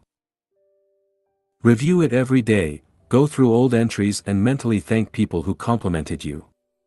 You can say, thank you, I love you. Feel free to read the old entries in the morning, in the evening, or both, or whenever you feel like it. It's up to you. Again, this is your journal. These are just suggestions. Whatever works for you. Learning to accept compliments. Chances are you have difficulties accepting compliments. Do the following sentences look familiar? It's never a big deal. Everybody could have done it. It's because so and so helped you. I could have done it better. Here is a great reason why you should accept compliments, because the person who made the compliment wants you to receive it, not to flush it down the toilets. Imagine you just gave a gift to someone. How would you feel if that person, after opening the box, dropped the gift to the floor, stepped on it and threw it away? You won't like it, would you? Sadly, that's what we often do when we receive a compliment. When we refuse to accept a compliment, we are disrespecting the person who went out of their way to deliver it. Wouldn't you want your compliment to be accepted wholeheartedly? Exercise 1. Accept compliments. This simple exercise will help you accept a compliment. Whenever someone compliments you, say the following: thank you. That's it. There is nothing simpler. No, thank you, but, thank you, you too, or, it wasn't a big deal. Simply say, thank you. Here is how to make the most of that exercise. Say thank you out loud and clearly. You may discover you have the tendency to repress your feelings and end up saying thank you almost mechanically. In fact, you may realize you've never really said, thank you, with all your heart. Let it sink in. Before you start a new sentence, give space for the feeling of gratitude to express itself.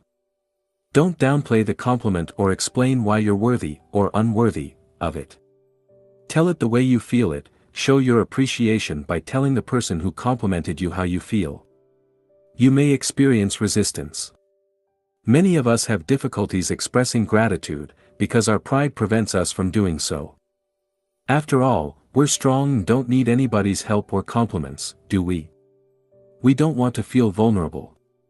If you experience resistance and find the exercise difficult, recognize this is normal. Your ability to accept a compliment can be a good indicator of your level of self-esteem. Practice accepting compliments and allow yourself to feel vulnerable. Accepting you're worthy of compliments will help you boost your self-esteem.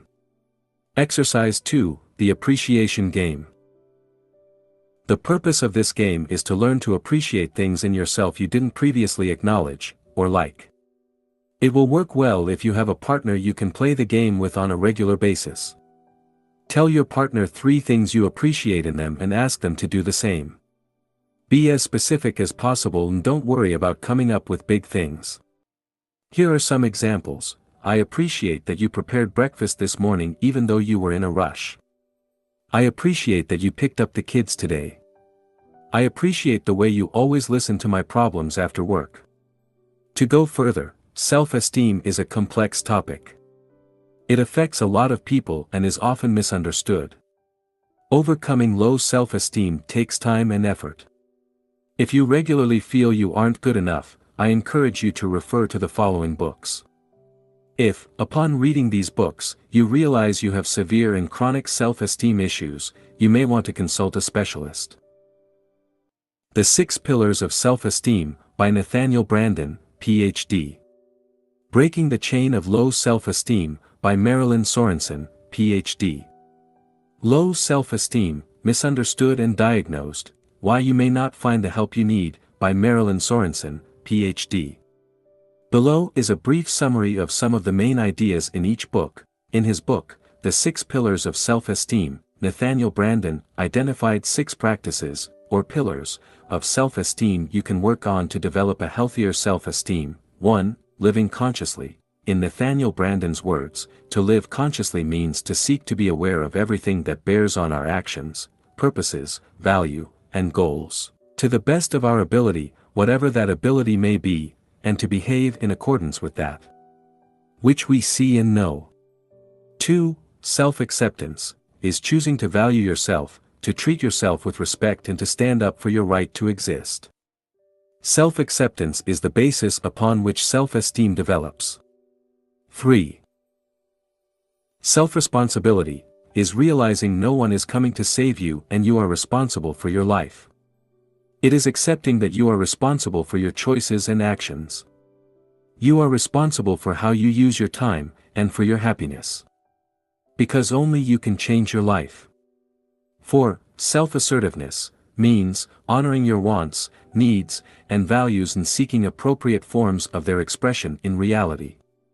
5. Living purposefully, is to use your powers to achieve the goals you have selected.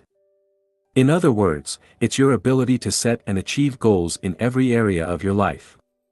6. Personal integrity, is behaving in a way that matches your ideals, convictions, and beliefs. It's when you can look at yourself in the mirror and know you're doing the right thing.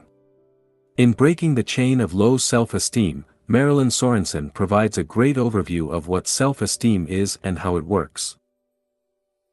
The author explains that low self-esteem stems from the negative perception you hold of yourself, a perception that is largely, if not entirely, based on your negative interpretations of past experiences. This distorted perception of reality leads you to experience fear and anxiety. Your family environment may have played a big part. Perhaps, your parents have repeatedly put you down, making you feel as though nothing you did was ever good enough. You may now firmly believe you are less worthy than others. As a result, you filter everything based on this negative image of yourself. It's as if you were looking at reality through tinted glasses, glasses that discard praise and compliments, remembering only criticisms. The examples in her books will help you understand how self-esteem issues manifest in real life. In addition, Ms. Sorensen provides dozens of practical exercises to help you become more aware of your self-esteem issues and provide you the tool to develop a healthier self-esteem. Action Step. Refer to the exercises in the corresponding section of the workbook, Section 4. How to use your emotions to grow, not being good enough. 21. Being defensive. Our love of being right is best understood as our fear of being wrong. Catherine Schultz, journalist and author. Do you constantly justify yourself? Are you offended whenever someone insults you or disrespects you? There are very specific reasons why you get defensive. By becoming conscious of these reasons, you'll learn a lot about yourself and be able to let go of that desire to defend yourself.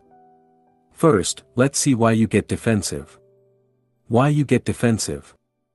The need to defend yourself stems from your desire to protect your story, or your ego. Every time your ego is threatened, you are triggered and feel the need to defend it. I believe there are three main reasons why you are triggered. 1. There is part of truth in what you were told. 2. You believe there is part of truth in what you were told. 3. A core belief you hold has been attacked. Note that because we all have different stories, what triggers you might not trigger someone else. 1. There is part of truth in what you were told. Someone mentioned something that is true about you and it hurts. For instance, he or she may accuse you of procrastinating on a certain project. Your inability to accept that truth is the reason you become defensive. When that topic is brought up, it triggers emotional reactions such as anger, denial, or self-criticism. 2. You believe there is part of truth in what you were told.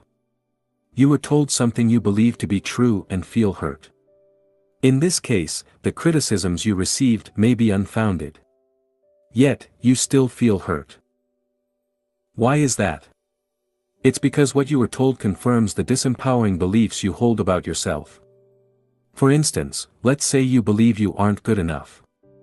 This belief pushes you to work harder than anybody else. Now, how would you feel if someone accused you of being lazy? You would feel offended, wouldn't you? However, that wouldn't be because you're actually lazy, but because of your belief that you should work harder. 3. One of your core beliefs has been attacked. Someone directly or indirectly attacks one of your core beliefs, and you feel the need to defend yourself. This could be a religious belief, a political belief, or a more general belief about the world or yourself. The more attached you are to this belief, the stronger your emotional reaction will be. Here is a great example: because they believed Donald Trump was evil, some liberals had strong emotional reactions after he was elected president. Some shouted and even became violent. On the other hand, many conservatives were delighted by Trump's victory. How come people can react so differently to the same event? This is because of their core beliefs. Both Democrats and Republicans strongly identify with their political beliefs. This led hardcore Democrats to burst into tears and hardcore Republicans to rejoice. Whenever a belief you're strongly attached to is attacked or challenged, you'll experience an emotional reaction. The deeper the belief is, the stronger the emotional reaction will be when it is attacked. An extreme example would be someone ready to kill anybody who dares to criticize his or her religion. How to use this emotion to grow. Look at the situations that triggers you. Whenever you feel offended, ask yourself why. What belief led you to defend yourself? Can you let go of this belief? And is this belief really true? By doing this, you'll learn a great deal about yourself. You'll be able to let go of beliefs that aren't serving you well, and you'll realize that, in most cases, you don't even need to defend yourself. Action step. Refer to the exercises in the corresponding section of the workbook, Section 4. How to use your emotions to grow, getting defensive. Whenever you become defensive, remember to ask yourself the following questions. What am I trying to protect here? Can I let go of that belief? What would I be without that belief? 22. Stress and worry. Within every worry is an opportunity for positive action. In every lie, there is a kernel of truth. Behind every neurotic symptom is the misdirected desire to live fully and well. David K. Reynolds, Constructive Living. Have you ever wondered what stress is and why you experience it? Most people believe a situation can be stressful. The truth is, stress doesn't exist outside of yourself and, therefore, no situation can be said to be stressful in itself. Yet, my guess is you experience stress on a regular basis. And probably more often than you would like to. Stress alone is responsible for tens of thousands of deaths every year. Stress does more harm than many diseases and leaves countless families grieving the loss of a loved one. This is why it is essential you take active steps towards reducing your stress levels. Taking responsibility for your stress. Stress is something you have some control over and, therefore, must take responsibility for.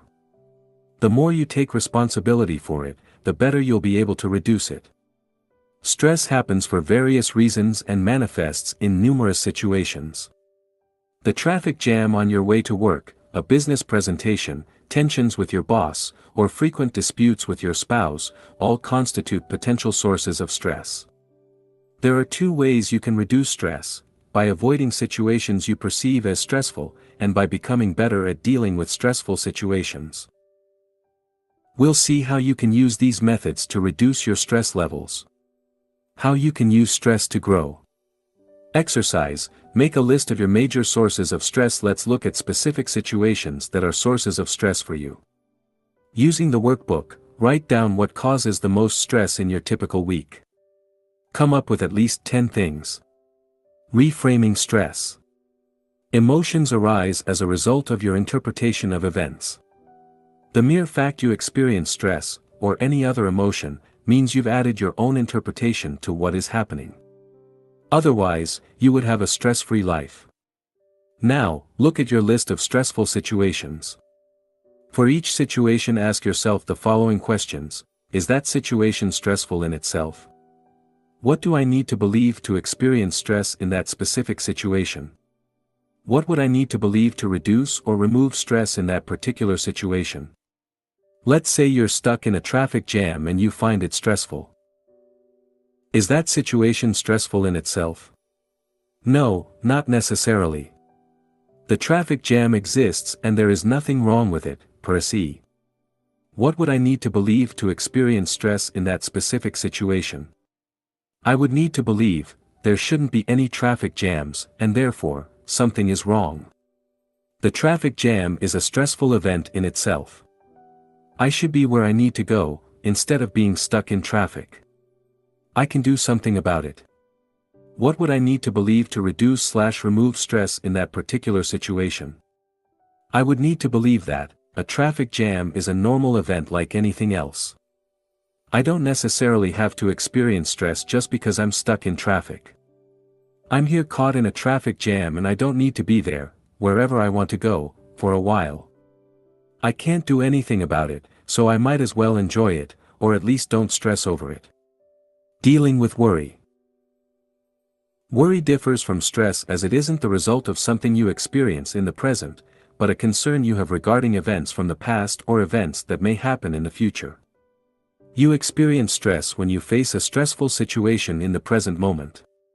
For instance, a stressful situation would be being stuck in a traffic jam or having your boss yell at you. Worrying would be remembering, past, or anticipating/imagining these stressful situations, future.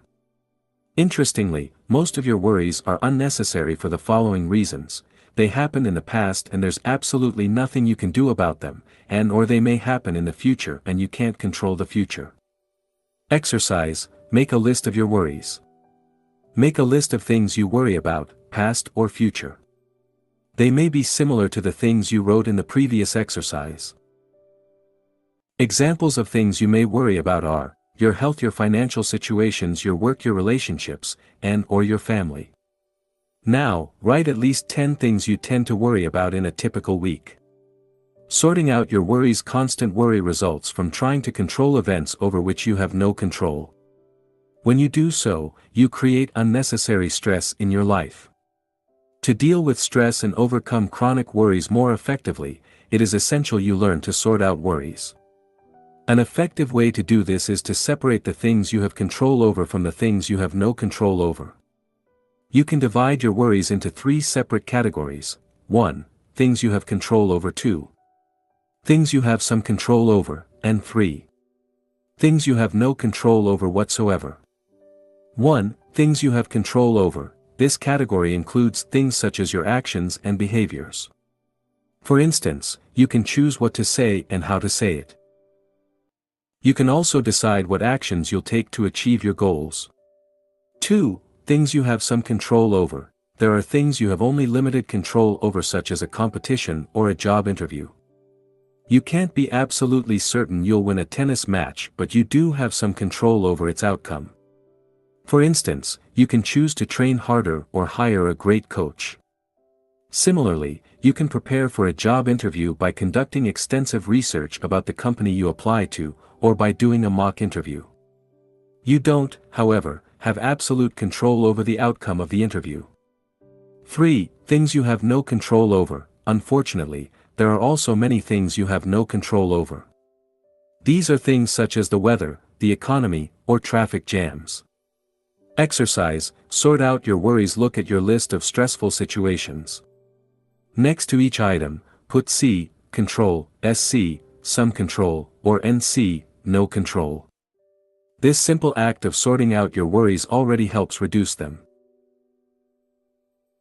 As you identify things you have no control over, you can let go of your urge to worry. Now, for things you have some control over, write down what you could do about it. What concrete actions could you take to alleviate them? For things you have no control over, can you let go of your need to control them and, instead, accept them? Taking 100% responsibility for your stress and worries. What if you had more control over your worries than you believe? Look at the situations you have no control over and ask yourself, if I had control over them, what would I do? What would it look like? And how could I prevent them from happening? Often, you'll realize you have some control over these situations. This can be by changing, reframing, or eliminating them from your life. Let's say you identified traffic jams as something you have no control over. This sounds reasonable. Once you're caught in the traffic jam, you can't do much about it. But, could you do things differently? For instance, could you leave home earlier or take a different route? What about reframing the situation? Instead of escaping the situation mentally, you could choose to be fully present by making traffic jams a productive part of your day. You could then make the most of it by listening to audiobooks. Imagine how much you could learn if you listened to audiobooks every working day for an entire year. Go over your list and look for things you have no control over. Write down what you could do to change, reframe, or eliminate these events. Action step. Refer to the exercises in the corresponding section of the workbook, Section 4. How to use your emotions to grow, stress/worry. 23.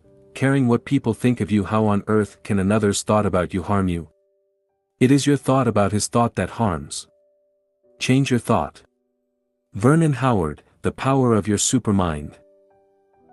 Are you overly self-conscious? In this section, I'll explain why you care so much what people think of you and what you can do to alleviate the situation. You are the most important person in the world. First, realize you are the most important person in the world. If you don't believe me, remember the last time you felt intense pain. Perhaps it was toothache or surgery, or maybe, you broke your leg in an accident. What were you thinking back then? Were you concerned about the famine in Africa? Did you worry about innocent people being killed in wars in the Middle East? No. The only thing you wanted is for the pain to go away. This is because you are the most important person in the world. Since you must live with yourself 24/7, it is normal to be concerned about your own mental and physical well-being. You have to realize the same goes for every other human on the planet. For me, you're not the most important person in the world, I am. And, from their perspective, so are your close friends, family members, and colleagues. Because you live with yourself 24/7, you incorrectly assume, often unconsciously, people think about you significantly more often than they actually do. In fact, for the most part, people do not care about you. While it may sound depressing, it's actually liberating. It means you don't have to worry so much what people think of you. As the famous saying goes, when you're 20, you care what everyone thinks, when you're 40, you stop caring what everyone thinks, and when you're 60, you realize no one was ever thinking about you in the first place. While you keep track of all your mistakes and awkward moments, nobody else does. People are simply too busy worrying about themselves. In short, people don't keep track of your past failures, read everything you post on social media, remember your awkward moments, think of you very often, or care about you as much as you care about yourself. Not everybody will love you. You care what other people think of you because you want them to approve of you. You assume the best way to do that is to avoid making waves. As a result, you may spend your whole life trying to be the perfect person, hoping to be loved. However, it usually doesn't work. No matter how great you are, some people won't like you. You may try to fix the image people have of you, but that won't work either. People will still see you the way they want to, because of their own values and beliefs. Thus, if you base your self-worth on what people think of you, you'll always be at the mercy of the approval of others. What will happen if they suddenly disapprove of you? Unfortunately, no amount of external approval will compensate for a lack of self-approval. By trying so hard to be loved by everybody, you risk living a dull life in which you're unable to express your personality. You'll end up mimicking your friends, pleasing everybody around you, but forgetting to please the most important person in the world, you. What people think of you is none of your business. You're not responsible for people's thoughts. In fact, what people think of you is none of your business. Your job is to express your personality the best way you can while having the purest intent possible. In short, your responsibility is to do your best to be your true self.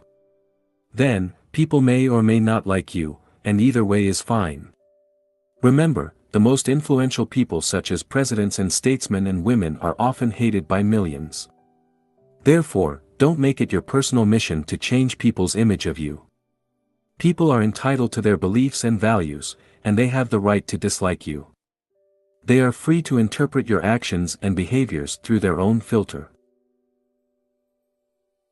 Part of your personal growth is to accept you don't have to be liked by everybody, and finally, you can be yourself. How to use this emotion to grow? Being overly self-conscious means, 1. You have a distorted view of the way people perceive you, and 2. You are attached to a self-image you want to protect.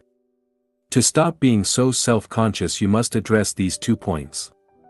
1. Change your interpretation of the way people perceive you to care less about what people think of you. It is essential for you to redefine your relationships with other people. This entails realizing that, in general, people don't care about you, and you don't care about people. Exercise 1. Realizing people don't care. This exercise will help you understand at a deep level, most people are not really concerned about you. Choose one person you know. It might be a friend, an acquaintance, or a colleague. Ask yourself how often you think about that person in your daily life. Now, put yourself in the shoes of that person. How much do you imagine he or she thinks about you during an average day? How much does he or she keep track of what you do or say? What do you think he or she is worrying about right now? Repeat this process with at least 2 more people. As you do this exercise, you'll probably realize other people are simply too busy to think of you often. After all, they live with themselves 24/7. In their own eyes, they are the most important person in the world. Not you. And this is only to be expected. Exercise 2, realizing you do not care. You're not that concerned about other people either. The following exercise will make you realize this. Go through your day and try to remember all the people you met or interacted with. It might be the waitress or the customers in the restaurant you lunched in, the people you saw on the street, and so on. Ask yourself how much you thought about these people prior to this exercise. You probably didn't think of them at all, did you? As you can see, you don't really have time to worry about other people. Most of the time you are concerned only about yourself. It's not to say you have no compassion or are a selfish jerk. You're merely being human. Stop being overly attached to your self-image. If you are overly self-conscious, chances are you worry too much about the way people perceive you. Perhaps you want their approval or are afraid they will judge you. It is essential you learn to let go of this self-image. Exercise, letting go of your self-image. Write down all the things you're afraid to be judged on, maybe you worry about your look, or you're afraid of saying something silly.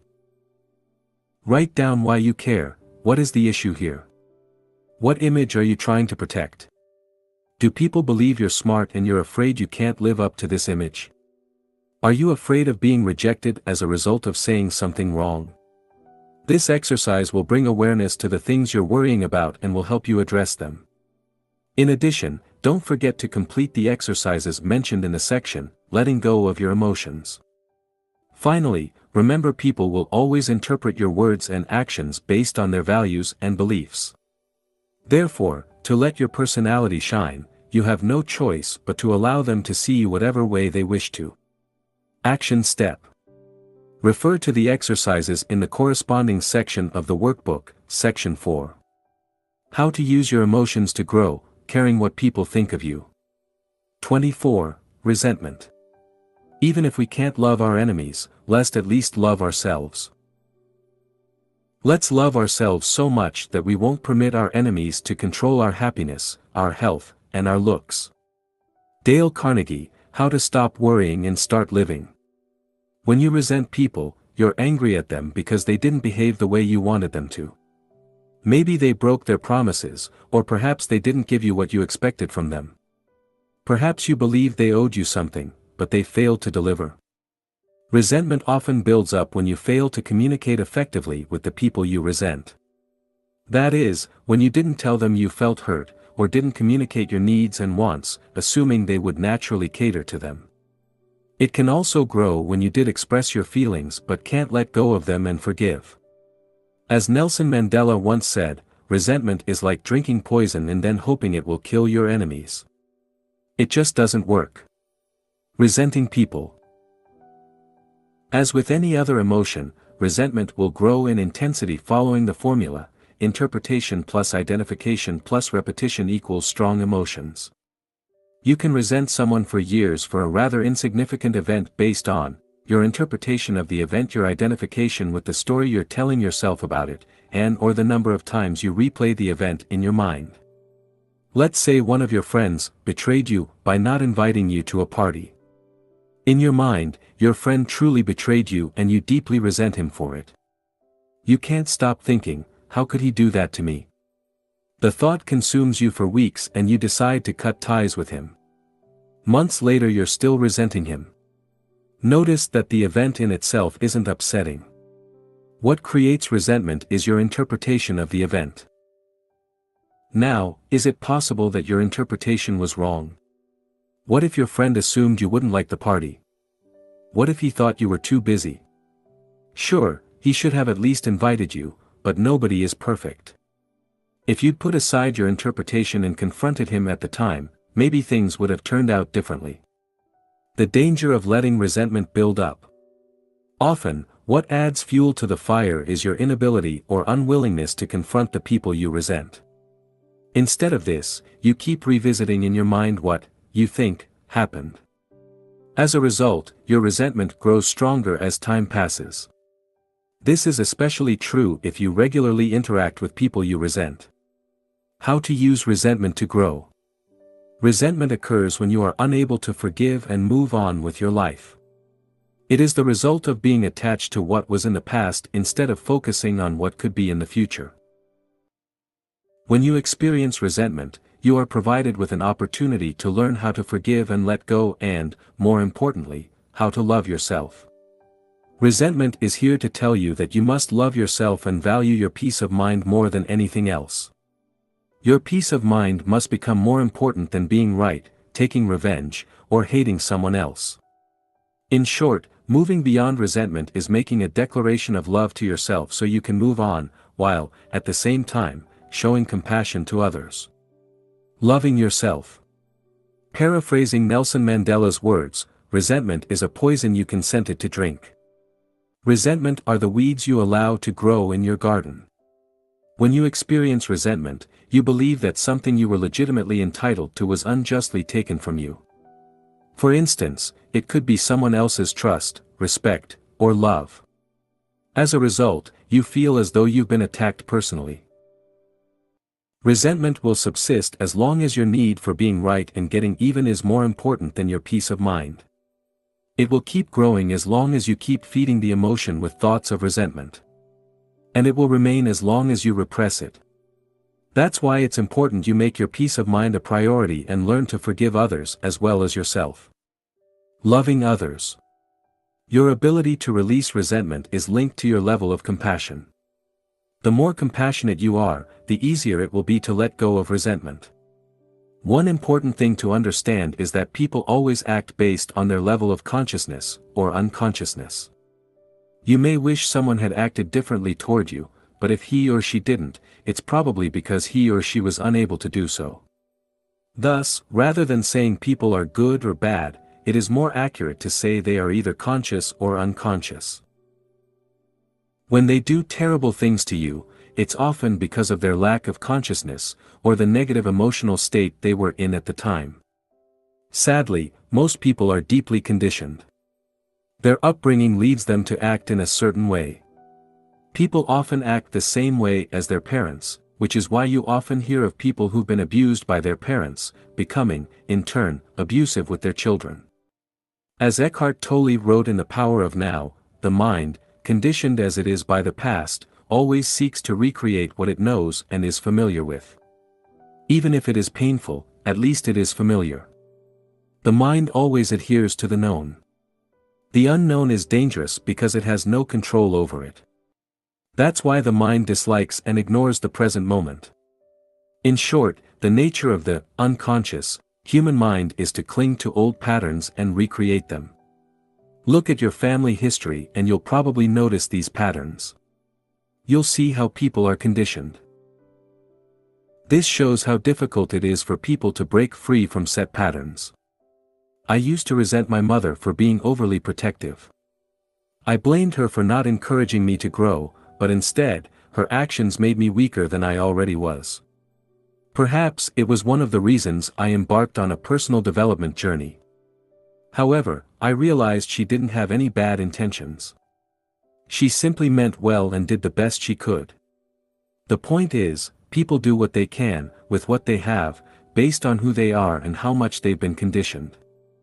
They make tons of mistakes as well. We all do.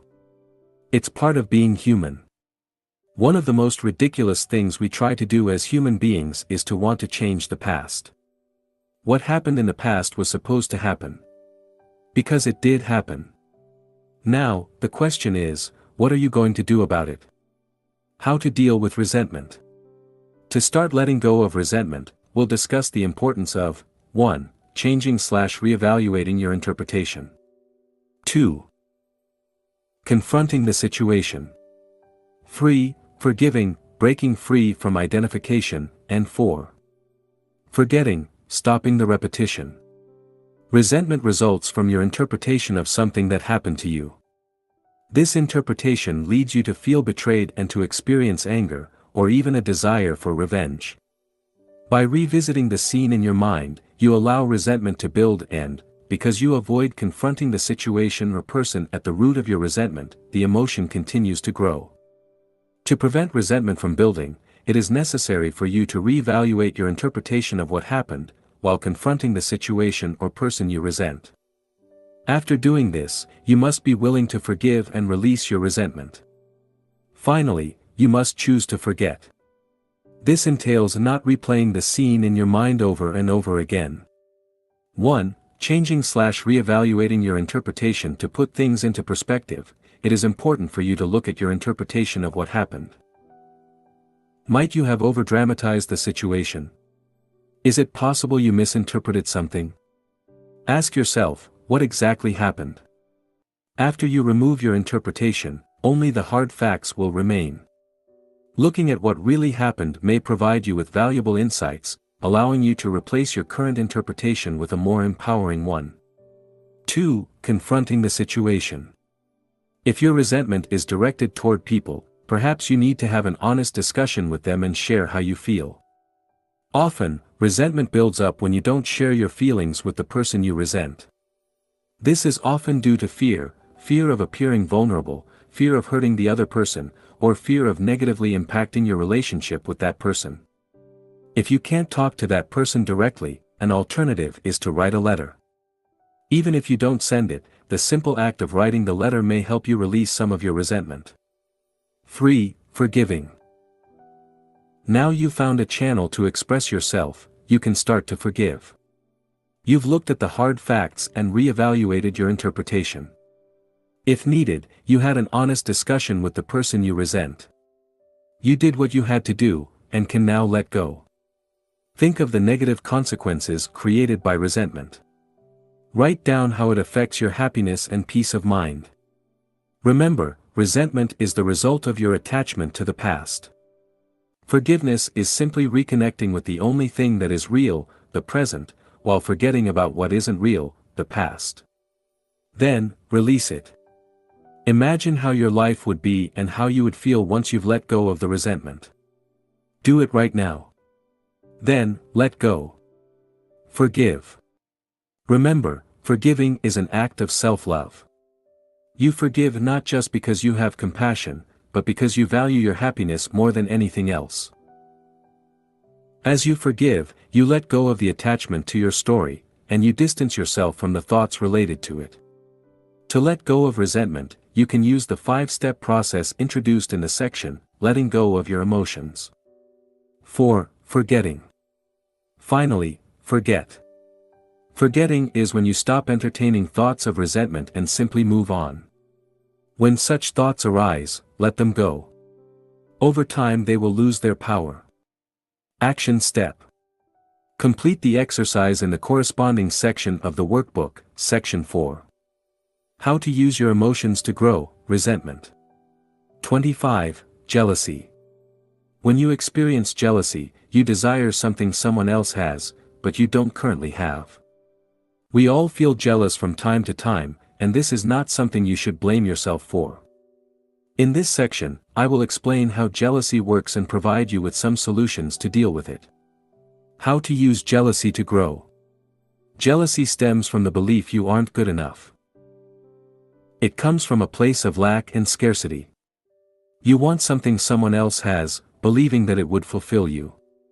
Alternatively, you're afraid of losing something or someone you believe is yours. Jealousy can help you find what you really want. Jealousy can let you know you're on the wrong path and can help you find out what you really want. For instance, in her book Quiet, Susan Cain explained she would often feel jealous of her friends who were writers or psychologists. Interestingly, even though she was a lawyer at the time, she didn't feel jealous of successful lawyers, as her lawyer friends often did. This led her to realize she wasn't made to be a lawyer. As a result, she changed her career and became a writer. I had a similar experience. While I was a consultant, I didn't envy or look up to successful people in my company. On the other hand, on my personal development journey, I became envious of successful personal development bloggers and YouTubers. I felt particularly jealous of 2 such people when I realized they were doing exactly what I wanted to do. I imagined how amazing it would be to help other people and make a contribution to society while studying and growing along the way. This is why I created a blog and started writing books. As you can see, jealousy, when properly used, can be beneficial. Exercise, identify who you are jealous of. Write down who you are jealous of. Now, what does it say about you and what you want from life? Jealousy can signal a scarcity mindset. In other situations, jealousy may indicate you're operating under a scarcity mindset. Let me give you another example from my personal life. When I see best-selling writers, I sometimes become jealous. I feel as though they are stealing my piece of the pie, and I deserve success as much as they do. I'm not proud of this feeling, but I don't blame myself for having it either. This feeling of jealousy stems from the belief there is only a certain amount of success available out there. Thus, every time someone has a little success, they are stealing your piece of the action. Interestingly, this is often not the case. If anything, for writers the opposite is true. The more a writer can cooperate with other writers, the better chances he or she has to succeed. A writer who tries to do everything on his or her own is likely to fail. This is not limited to writers, of course. Shifting your mindset from one of competition to one of cooperation can help you move from a feeling of scarcity to a feeling of abundance. Nowadays, when I see other writers having success, I remind myself what great news it is. After all, if they can do it, so can I. And the more successful my fellow writers become, the more they are in the position to help me in the future. This also works the other way around. The more I help other writers to succeed, the more they'll be able to help me in the future. As Zig Ziglar said, you can have everything in life you want, if you will just help other people get what they want. Remember, what other people can do, you can do as well. Remember also, success is not a limited resource. Exercise, cooperate rather than competing. Think of a time in the past when you felt jealous of someone else's accomplishments. Now, ask yourself why you felt that way. Then, ask yourself, what would it be like to support the person? How could I cooperate with the person? Why is that person's success good for me? Jealousy may tell you to solve self-esteem issues. Perhaps you're afraid your boyfriend or girlfriend may cheat on you, or leave you for someone else. This usually comes from the belief you aren't good enough, and you need your boyfriend or girlfriend to complete you. Unfortunately, or fortunately, the same way you can't control what people think of you or how they behave, you can't control your loved one's thoughts or behaviors either.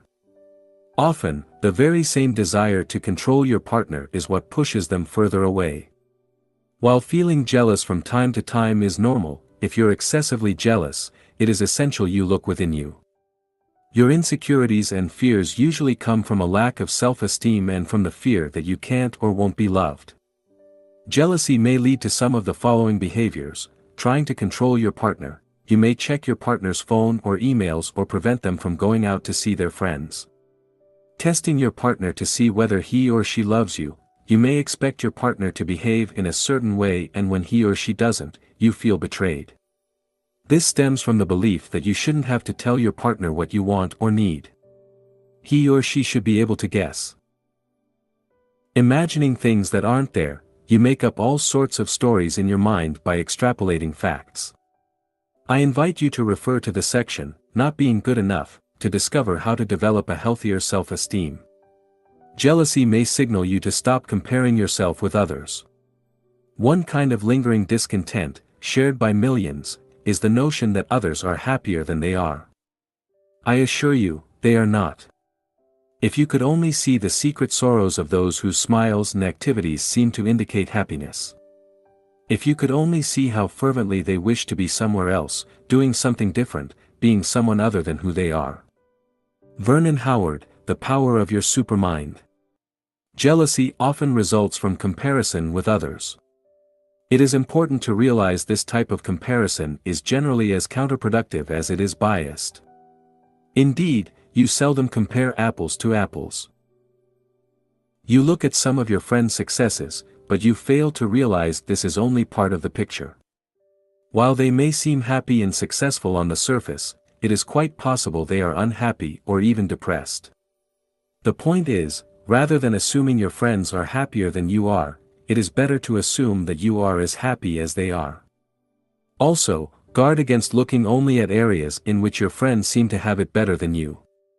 Perhaps, you focus on the fact they're making more money than you, or have a partner while you are single. Or perhaps you envy them for some of their natural strengths and abilities. The problem here is you fail to make an apple-to-apple comparison. You dismiss your own strengths or qualities which make you feel as though you're not as good as they are. Even worse, you may often compare yourself with several other people. You look at areas in which they are successful and then you look at your own life to see how well you compare. Of course, not very well. How could you compete with the combined strengths of several people? Can you see how biased and unrealistic this type of comparison is? Yet, this is what many of us do, albeit unconsciously. The bottom line is, if you feel jealous, it may be because you engage in this type of unfair comparison. Instead, why not compare your today's self with your yesterday's self? After all, the only thing you can do is to try to be better than you were yesterday, last month, or last year. Because we all start with different circumstances, skills and personalities, there is no such thing as a fair comparison. Exercise: compare apples to apples. This exercise will help you compare yourself to others more fairly. Select someone you often compare yourself with. Write down all the things you're doing better than that person. Action step: refer to the exercises in the corresponding section of the workbook, Section 4. How to use your emotions to grow: jealousy. 26. Depression. The hardest thing about depression is that it is addictive. It begins to feel uncomfortable not to be depressed. You feel guilty for feeling happy. Pete Wentz, musician. Non-clinical depression occurs when you're not where you want to be in life, you have lost any hope to ever be, and can't accept it. This might happen after a tragic event in your life or more progressively as some aspects of your life slowly fall apart. Depression results from feeling hopeless in one or several areas of your life. Here are some examples: you lost your job and have no hope of finding a new one to match your expectations. You're sick and have no hope to recover as well as you would like to. You are divorced from your partner and can only see your kids once in a while. You have little hope of finding a suitable partner. You're in so much debt that it seems as though you'll never get out of it. You suffered a bereavement. While the events above are tragic, depression can also be created out of more ordinary, less severe events. For instance, some people may spend so much time dwelling on the past or worrying about the future they eventually become depressed. This may happen even though no significant events have occurred in their lives. It is essential to remind yourself that depression, like other emotional states, is neither good nor bad, it just is. You are not your depression. You existed before it, you exist during it, and, all things being equal, you will exist after it. Depression is an active process. While it may seem as though depression is happening to you, it is, in fact, created by the negative thoughts you identified with. Thus, you do have some responsibility in creating your depression. Does it mean you should feel guilty or beat yourself up for being depressed? Of course, not. Never. In fact, you should never beat yourself up for any of the emotions you feel. That would be pointless. What it means, however, is that, because you've played a part in creating your current emotional state, you also have the power to get out of it. And that's great news, right? Remember Dr. David K. Reynolds' first-hand experience with depression? He wrote the following: depression can be created by sitting slouched in a chair, shoulders hunched, head hanging down. Repeat these words over and over: there's nothing anybody can do. No one can help. It's hopeless. I'm helpless. I give up. Shake your head, sigh, cry. In general, act depressed and the genuine feeling will follow in time. David K. Reynolds, Constructive Living. David K. Reynolds' depression was entirely self-created. It was an active process that involved adopting a certain body language, repeating certain words, and having certain thoughts. He had to act in a certain way to become depressed. The good news is that because you have the power to create depression, you also have the power to climb out of it. However, in a negative state such as depression, ignoring negative thoughts and replacing them with more positive ones can be extremely challenging.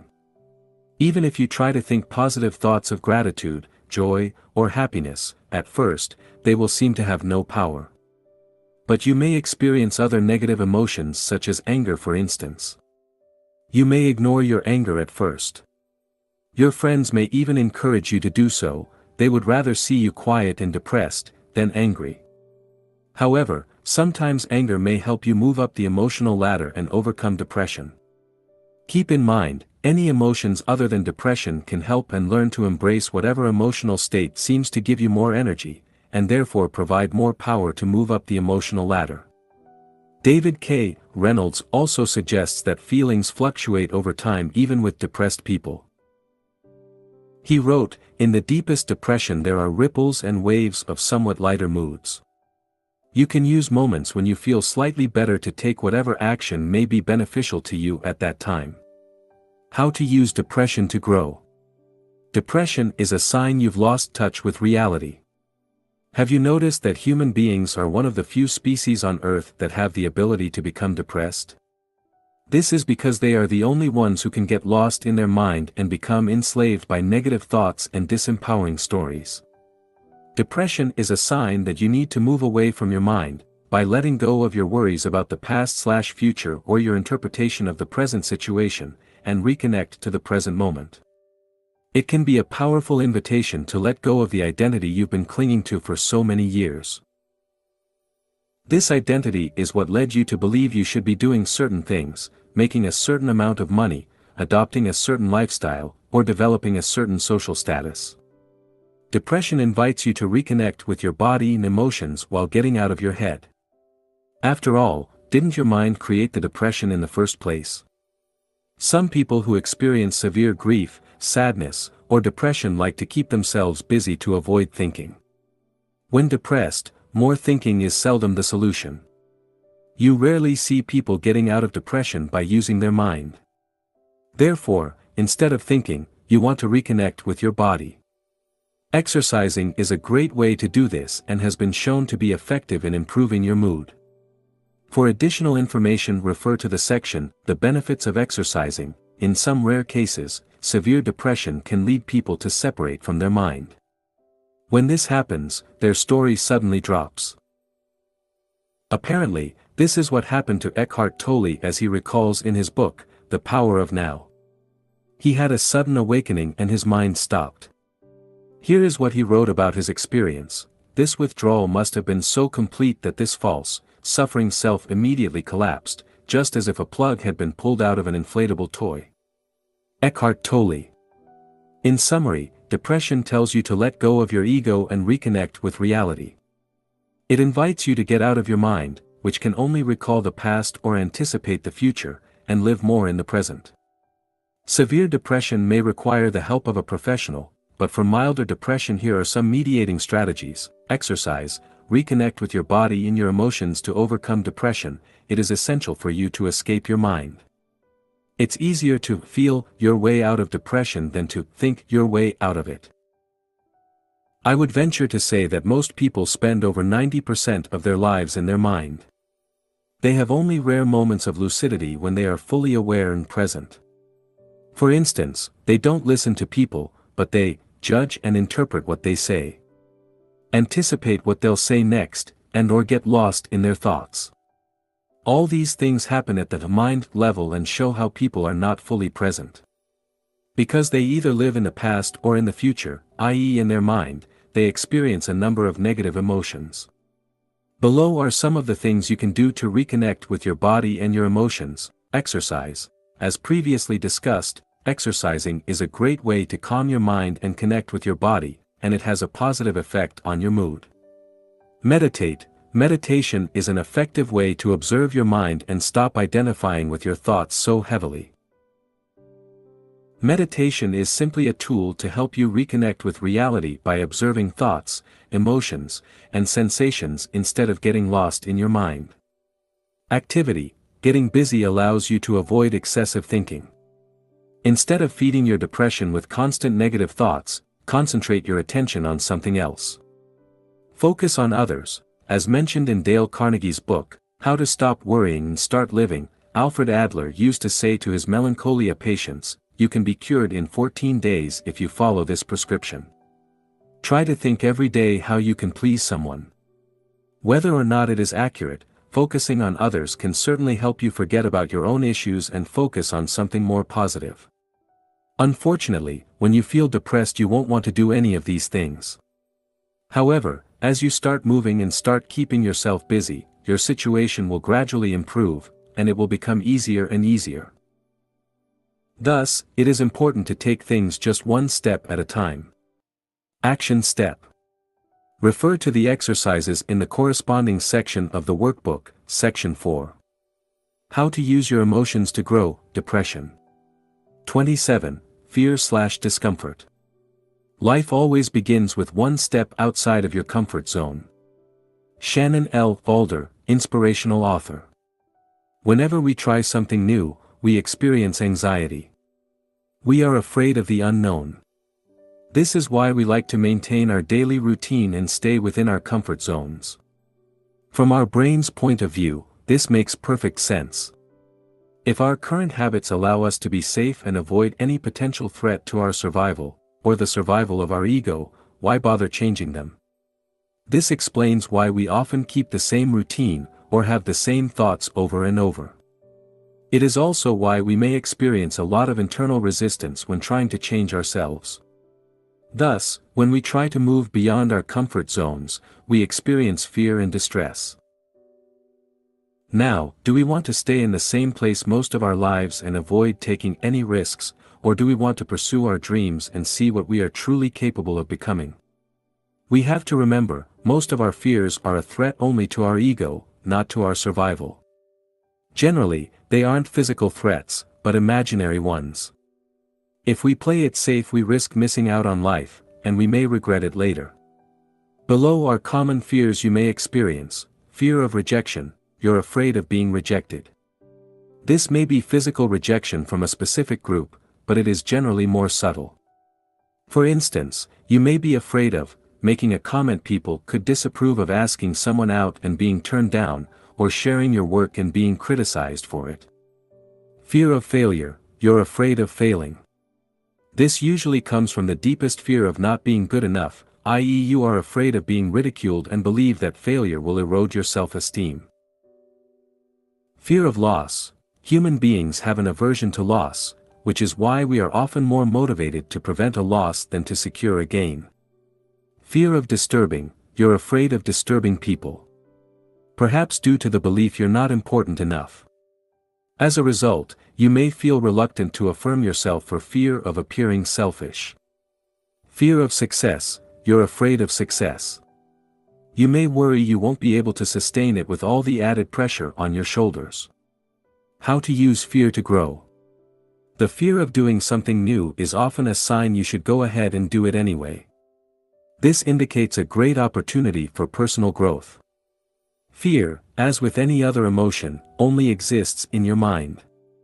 This is why we often realize what a fool we've been after we've completed something we were initially wary of starting. People who end up reaching their wildest goals often do so because they are willing to leave their comfort zone. Over time, they learn to be comfortable with the uncomfortable.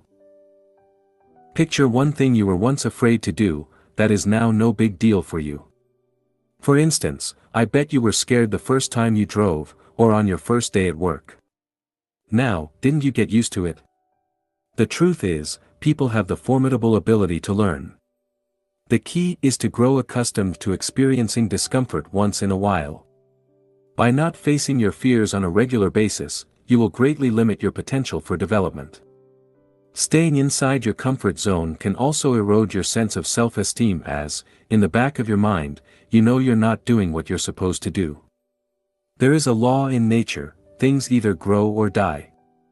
The same goes for human beings. When humans don't move beyond their comfort zone, they start dying inside. Don't let that happen to you. As Benjamin Franklin said, some people die at 25 and aren't buried until 75. Make sure "some people" doesn't include you. Taking action. The first step to move out of your comfort zone is to realize even the most successful people on earth feel fear. Courage is not the absence of fear, it is taking action despite the fear. Courage is realizing fear is not going to go away and doing what you want to do anyway. Without fear, there is no courage. As you face fear on a regular basis, you cultivate courage and turn it into a habit. You don't need to avoid fear or numb yourself to it before you can take action. Instead, you must accept the fact that fear won't go away and get used to it. Then, you must decide to take action. Exercise, move out of your comfort zone. To start moving out of your comfort zone, you can ask yourself, what is the one thing I should be doing, but fear has made me procrastinate over? Once you do that one thing, you'll likely experience a sense of pride and of being alive. This is a sign you're on the right track.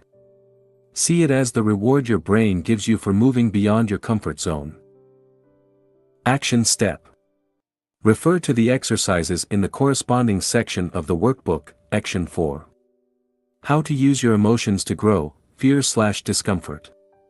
28. Procrastination. Only put off until tomorrow what you are willing to die having left undone. Pablo Picasso. Procrastination is largely an emotional issue.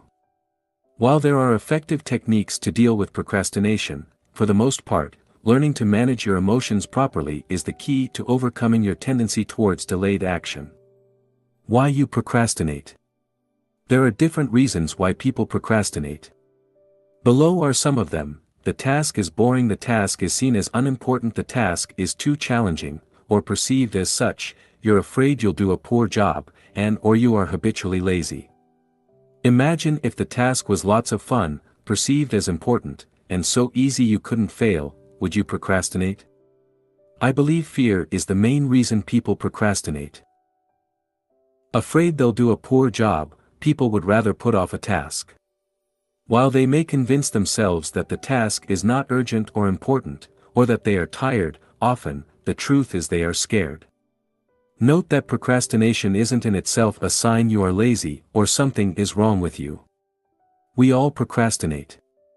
However, if you regularly suffer from procrastination, it may indicate you either have self-esteem issues, or you lack self-discipline. How to use procrastination to grow. Procrastination might suggest you believe too much in what your mind is telling you. Instead of being the master of your mind, you've become its slave. This comes at the cost of not living the life you want, not accomplishing your dreams, and experiencing low self-esteem, guilt, and unhappiness. Remember, when your mind tells you, you're tired. Let's rest, or let's do it tomorrow, it's not an order. You don't have to follow it. You aren't your emotions. Neither are you your mind. No matter what thought may cross your mind, you can choose to either accept it, or ignore it. Now I would like to share a 16-step process to overcome procrastination. Don't worry, it's not as complicated as it might first appear. How to crush procrastination in 16 simple steps. 1. Understand what's hidden behind procrastination.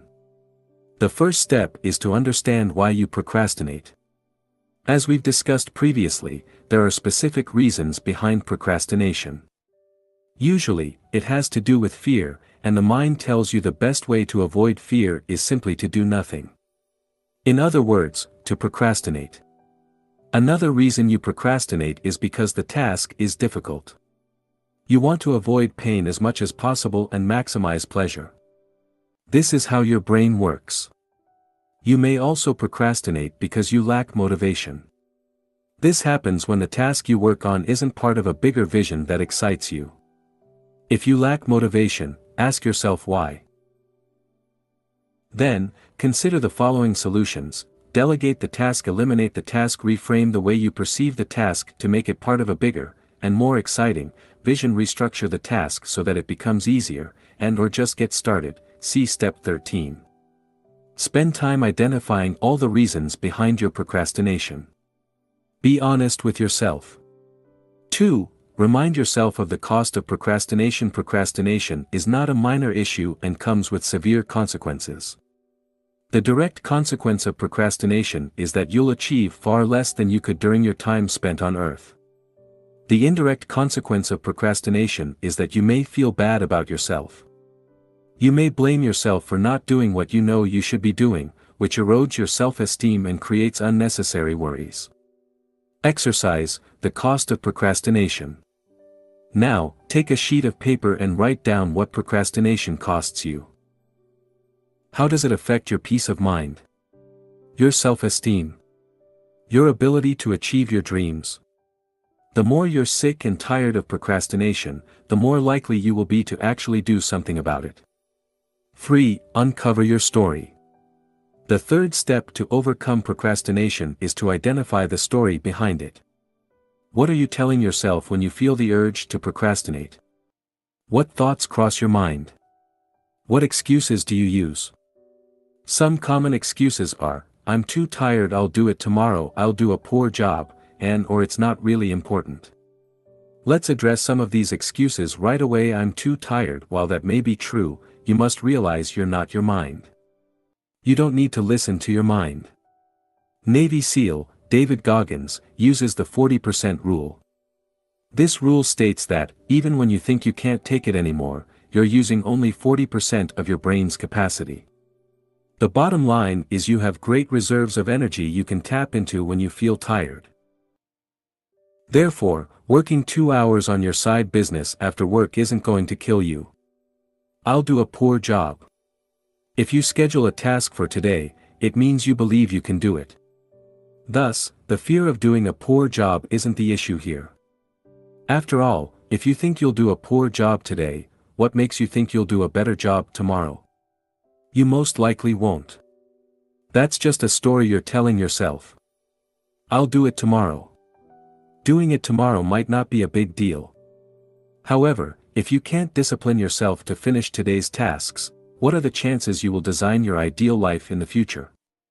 Remember, disciplining yourself to complete the task in front of you is, ultimately, what will allow you to create your future life. Time, effort, and self-discipline are required to create anything of value in your life. It's not really important. Even if that is true, not completing a task you scheduled creates an open loop. Then, somewhere in the back of your mind you know that you still have to complete that task. If you keep putting off tasks, you'll soon start losing motivation. At some point, you may even end up feeling stuck without knowing why. Exercise, write down your excuses. Start becoming aware of all the excuses you come up with. Write them down, then, address them one by one. They control you because you let them to. Commit to addressing them. 4. Rewrite your story. Look at your excuses. Are you too tired? Do you lack time? Are you trying to do everything perfectly? Now you've identified your story, create a new, more empowering story to neutralize your old excuses. See the examples below. I don't have time for that. I find and make time for whatever I'm committed to. I'm too tired. I have control over my mind and I have more energy than I imagine. When I schedule a task, I complete it. Then, create affirmations or mantras around your new story. Repeat them to yourself every morning and throughout the day until they become part of your identity. Remember, procrastination is a habit. You want to reprogram your mind and implement a new habit, the habit of working on the tasks you schedule whether you feel like it or not. For more, refer to the section, Conditioning Your Mind. 5. Clarify your why. Procrastination is often due to a lack of motivation. When you're excited about a goal, you don't run away from it, do you? No. You can't wait to work on it. Look at the tasks you regularly procrastinate over. Why is that? How can you make these tasks part of your vision to make you feel more motivated? Can you adjust these tasks? Can you learn something from these tasks? Can you envision yourself feeling proud of yourself as you complete these tasks?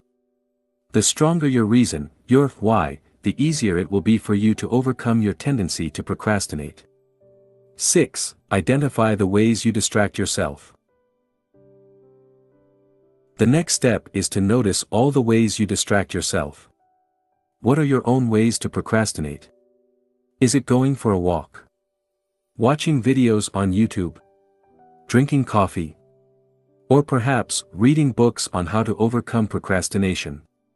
Unless you're aware of all the ways procrastination manifests in your life, you'll have a hard time overcoming it. Exercise, make a list of all the ways you procrastinate. Take a couple of minutes to write down all the way you procrastinate using the free workbook.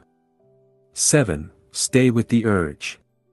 As you feel the urge, stay with the emotion. How do you feel? Allow yourself to feel the emotion. Don't judge yourself. Don't blame yourself. Just accept what is. As you do so, you'll gain more control of your mind. Refer to the chapter on letting go of your emotions for more information. 8. Record everything you do to assess your productivity and gather insights on ways you procrastinate. record everything you do in a notebook. Do it for 1 week. Each time you switch from one activity to another, write it down. Make sure you write how much time you spend on each task. By the end of the week, you'll know how much time you spend doing real work and how much time you spend distracting yourself. Be careful, you might be shocked. 9. Set a clear intent behind everything you do before working on a task. Make sure you know exactly what needs to be done. Ask yourself, what am I trying to accomplish here? What will the end result look like? This way, you'll avoid giving your mind room to create excuses. 10. Prepare your environment. Your mind doesn't like what's difficult. It wants things to be easy. Thus, make sure you remove any friction or obstacle so you can work on your task immediately. For instance, if you want to run, have your running gear ready next to your bed so you can go run right after you wake up, after a full warm-up first, of course. For computer-related tasks, remove all distractions from your desk and make sure you can access all the files you need immediately. 11. Start small. Instead of putting a lot of pressure on yourself, why not start small? Rather than writing 2 pages of your manuscript, maybe you can write 1 paragraph. Rather than exercising for 1 hour, why not start with 5 minutes? Making your task smaller will help you overcome procrastination. Not only that, but it will also allow you to build momentum. So, whenever you have an option, make sure you start small to reduce the pressure. 12. Create quick wins. Facing daunting tasks every day will set you up for failure and kill your motivation. Learn to chunk down your tasks and set small milestones, ones you can achieve easily. This will allow you to form the habit of completing your tasks 100%. Increase your self-esteem as you accumulate quick wins, and reduce the urge you have to procrastinate. Set small goals every day and accomplish them consistently for a few weeks. By doing so, you will increase your self-esteem and be better equipped to complete challenging tasks in the future. Remember, getting things done is a habit, and as with any other habit, it can be practiced and learned.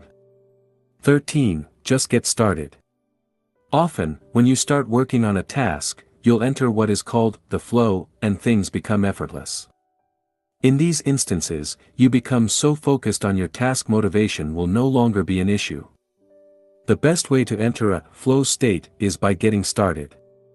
To make it easier, decide to work on a task for only 5 minutes and see what happens. Remove any pressure or desire to perform well and give yourself permission to do a poor job. You'll often end up working on the task for a lot longer than originally planned. Notice that the more attention your task requires, the more likely you are to enter the flow quickly.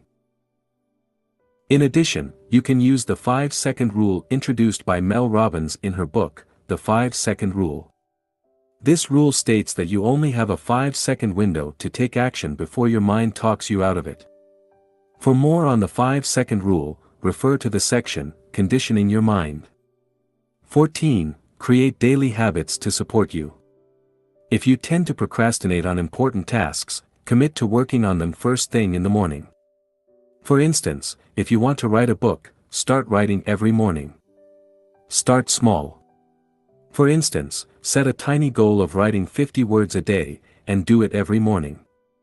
As you maintain this schedule, you'll develop a writing habit and make procrastination less likely. 15. Use visualization. You can also use visualization to help you overcome procrastination. Below are 2 specific ways to do so. 1. Visualize yourself doing the task. See yourself turning on the computer, opening the file and writing. Imagine yourself putting on your running shoes and going for a run. This type of visualization has been shown to increase the likelihood you work on the task. Try it out. 2. Visualize yourself having completed the task. How would you feel once the task is done? Liberated? Happy? Proud? Now, feel as you would feel if you had completed your task. By doing so, you'll experience a boost of motivation that will encourage you to work on your task. 16. Build accountability. If you have a hard time completing a task, you might need some accountability. When I'm likely to procrastinate, I like to send a message to a friend and tell him I will complete a certain task by a specific date. Another way to build accountability is to have an accountability partner you communicate with on a regular basis. You could talk to him or her once a week and share your list of goals.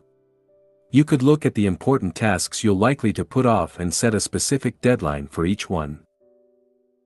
Then, you could send an email to your accountability partner to let him or her know when you completed a task.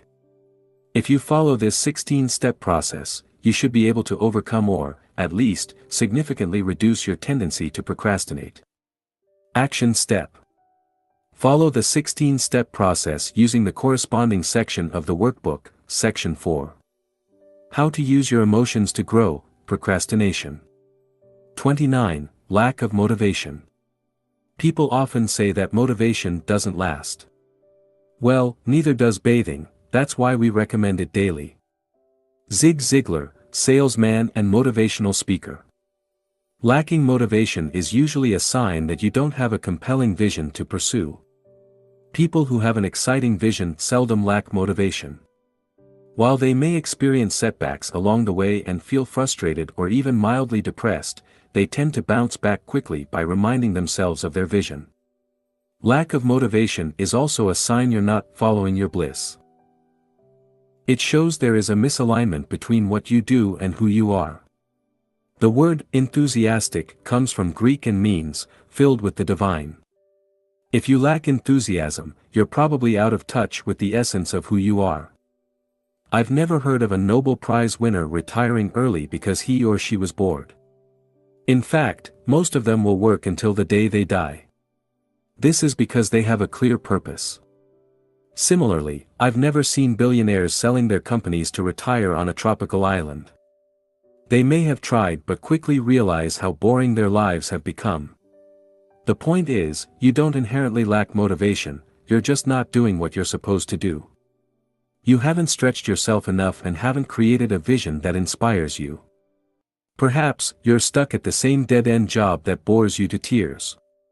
Or maybe you're at your current job for the money, or to fulfill your parents' wishes. Then, it's no wonder you lack motivation. Fortunately, you can get your motivation back. How to use motivation, or lack thereof, to grow a lack of motivation says you need to design a life that is more in line with who you are. It entails having a deep knowledge of your strengths, personality, and preferences, while making sure you leverage them on a day-to-day basis.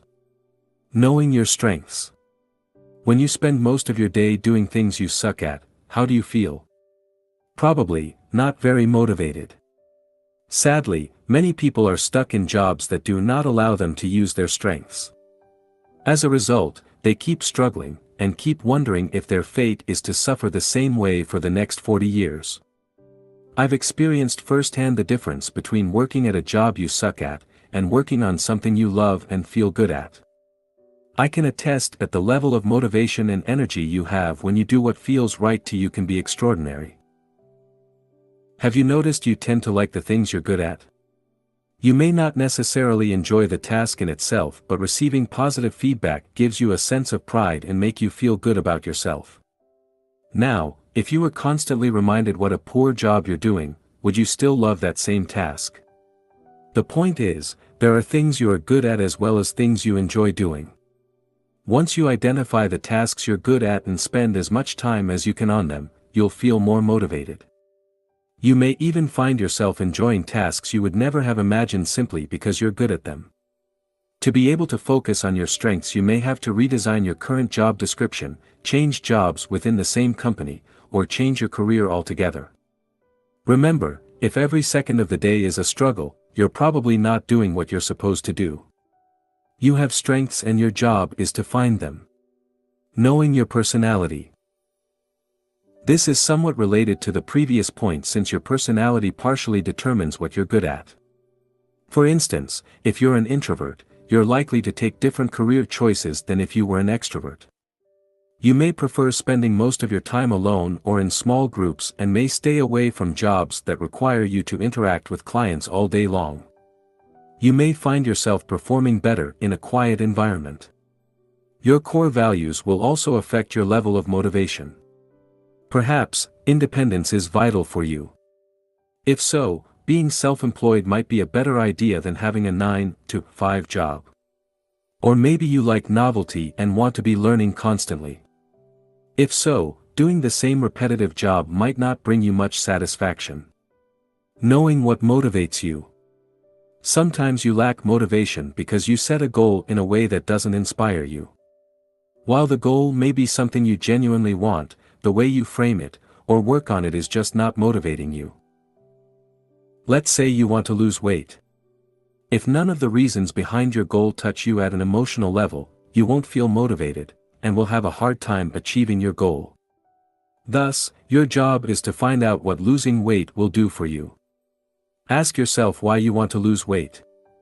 Keep asking yourself why until you find something that resonates with you at an emotional level. Remember, you seldom want to lose weight because it's the right thing to do. You want to lose weight because it will make you feel a certain way. This is the meaning you give to losing weight, and you must get it right if you want to succeed. Now, you can also ask yourself why you don't want to lose weight. It may help you uncover the reasons why you're struggling losing weight. If you overeat because it makes you feel good, you need to ask why is that? Is it a habit? Is it because you're stressed? Is it because of your environment? Is it a way to escape from something? Knowing why you're doing something is important. Once you have a strong why, who knows what you can accomplish? Motivation comes and goes. Here, it is worth mentioning you don't need to be motivated all the time. Motivation comes and goes. There is no need to beat yourself up when you feel uninspired. To help you take action when you lack motivation, it is important to have a system that allows you to stay on track with your goals. Build the self-discipline needed to do things and you don't feel like it, and have self-compassion and love yourself instead of blaming yourself for everything that goes wrong in your life. Putting a system in place means having a daily routine that allows you to move toward your goal. For instance, it could be working on a task for a certain amount of time first thing in the morning. Sticking to that ritual every day is one way to build self-discipline. Another way is to set small goals every day and achieve them consistently. Having self-compassion means encouraging yourself instead of beating yourself up. To learn more about how to create a morning ritual, you can refer to my book, Wake Up Call: How to Take Control of Your Morning and Transform Your Life. Feeling stuck. Sometimes, you feel stuck. You're not motivated to do anything, or you feel overwhelmed and don't necessarily know why. This often results from either having too many open loops in your life, or from procrastinating on a major task. Let's see what you can do to unstick yourself. A simple 3-step process to unstuck yourself whenever you feel stuck. Try the following 3-step process. 1. Make a list of all the tasks that need to be done. 2. Identify one task you've been putting off. 3. Complete that task. There is often one specific task you've been putting off for a while. While this may not necessarily be a difficult task, once you commit and finally complete it, you feel so good you may end up completing many more tasks. As a result, you will start building momentum and allow yourself to get unstuck. If you cannot work on that one specific task, start with a less daunting one. This will also help you build momentum. Closing open loops. If you've been putting off too many tasks or have too many unfinished projects, you can do the following. 1. Make a list of all the tasks or project you want to complete. 2. Set aside a specific time to complete them. Perhaps, just a few hours could allow you to finish many of these tasks. Or maybe you need longer. If so, take more time. 3. For bigger projects, in the next few days or weeks, focus on only one project until it is complete. 4. Reschedule, delegate or abandon some of your projects. To learn how to get your motivation back, you can refer to the second book in the Mastery series, Master Your Motivation. Action Step. Refer to the exercises in the corresponding section of the workbook. Section 4. How to use your emotions to grow: lack of motivation. Conclusion. Thank you for purchasing this book. My sincere hope is that it helped you make sense of your emotions and gave you the tools you need to start taking better control of them. Remember, the quality of your emotions determines the quality of your life. Therefore, learning how to change yourself and your environment to experience more positive emotions is essential for your well-being. Let's face it. You'll keep experiencing negative emotions throughout your life, but, hopefully, each time you'll remind yourself that your emotions are not you and will learn to accept them as they are before letting them go. You're not sad, depressed, jealous or angry, you are what witnesses these emotions. You are what remains after these temporary feelings fade away. Your emotions are here to guide you. Learn as much as you can from them, and then let them go. Don't cling to them as if your existence depends on them. It doesn't. Don't identify with them as though they define you. They don't. Instead, use your emotions to grow and remember, you are beyond emotions. How could you not be? They come and go, but you stay. Always.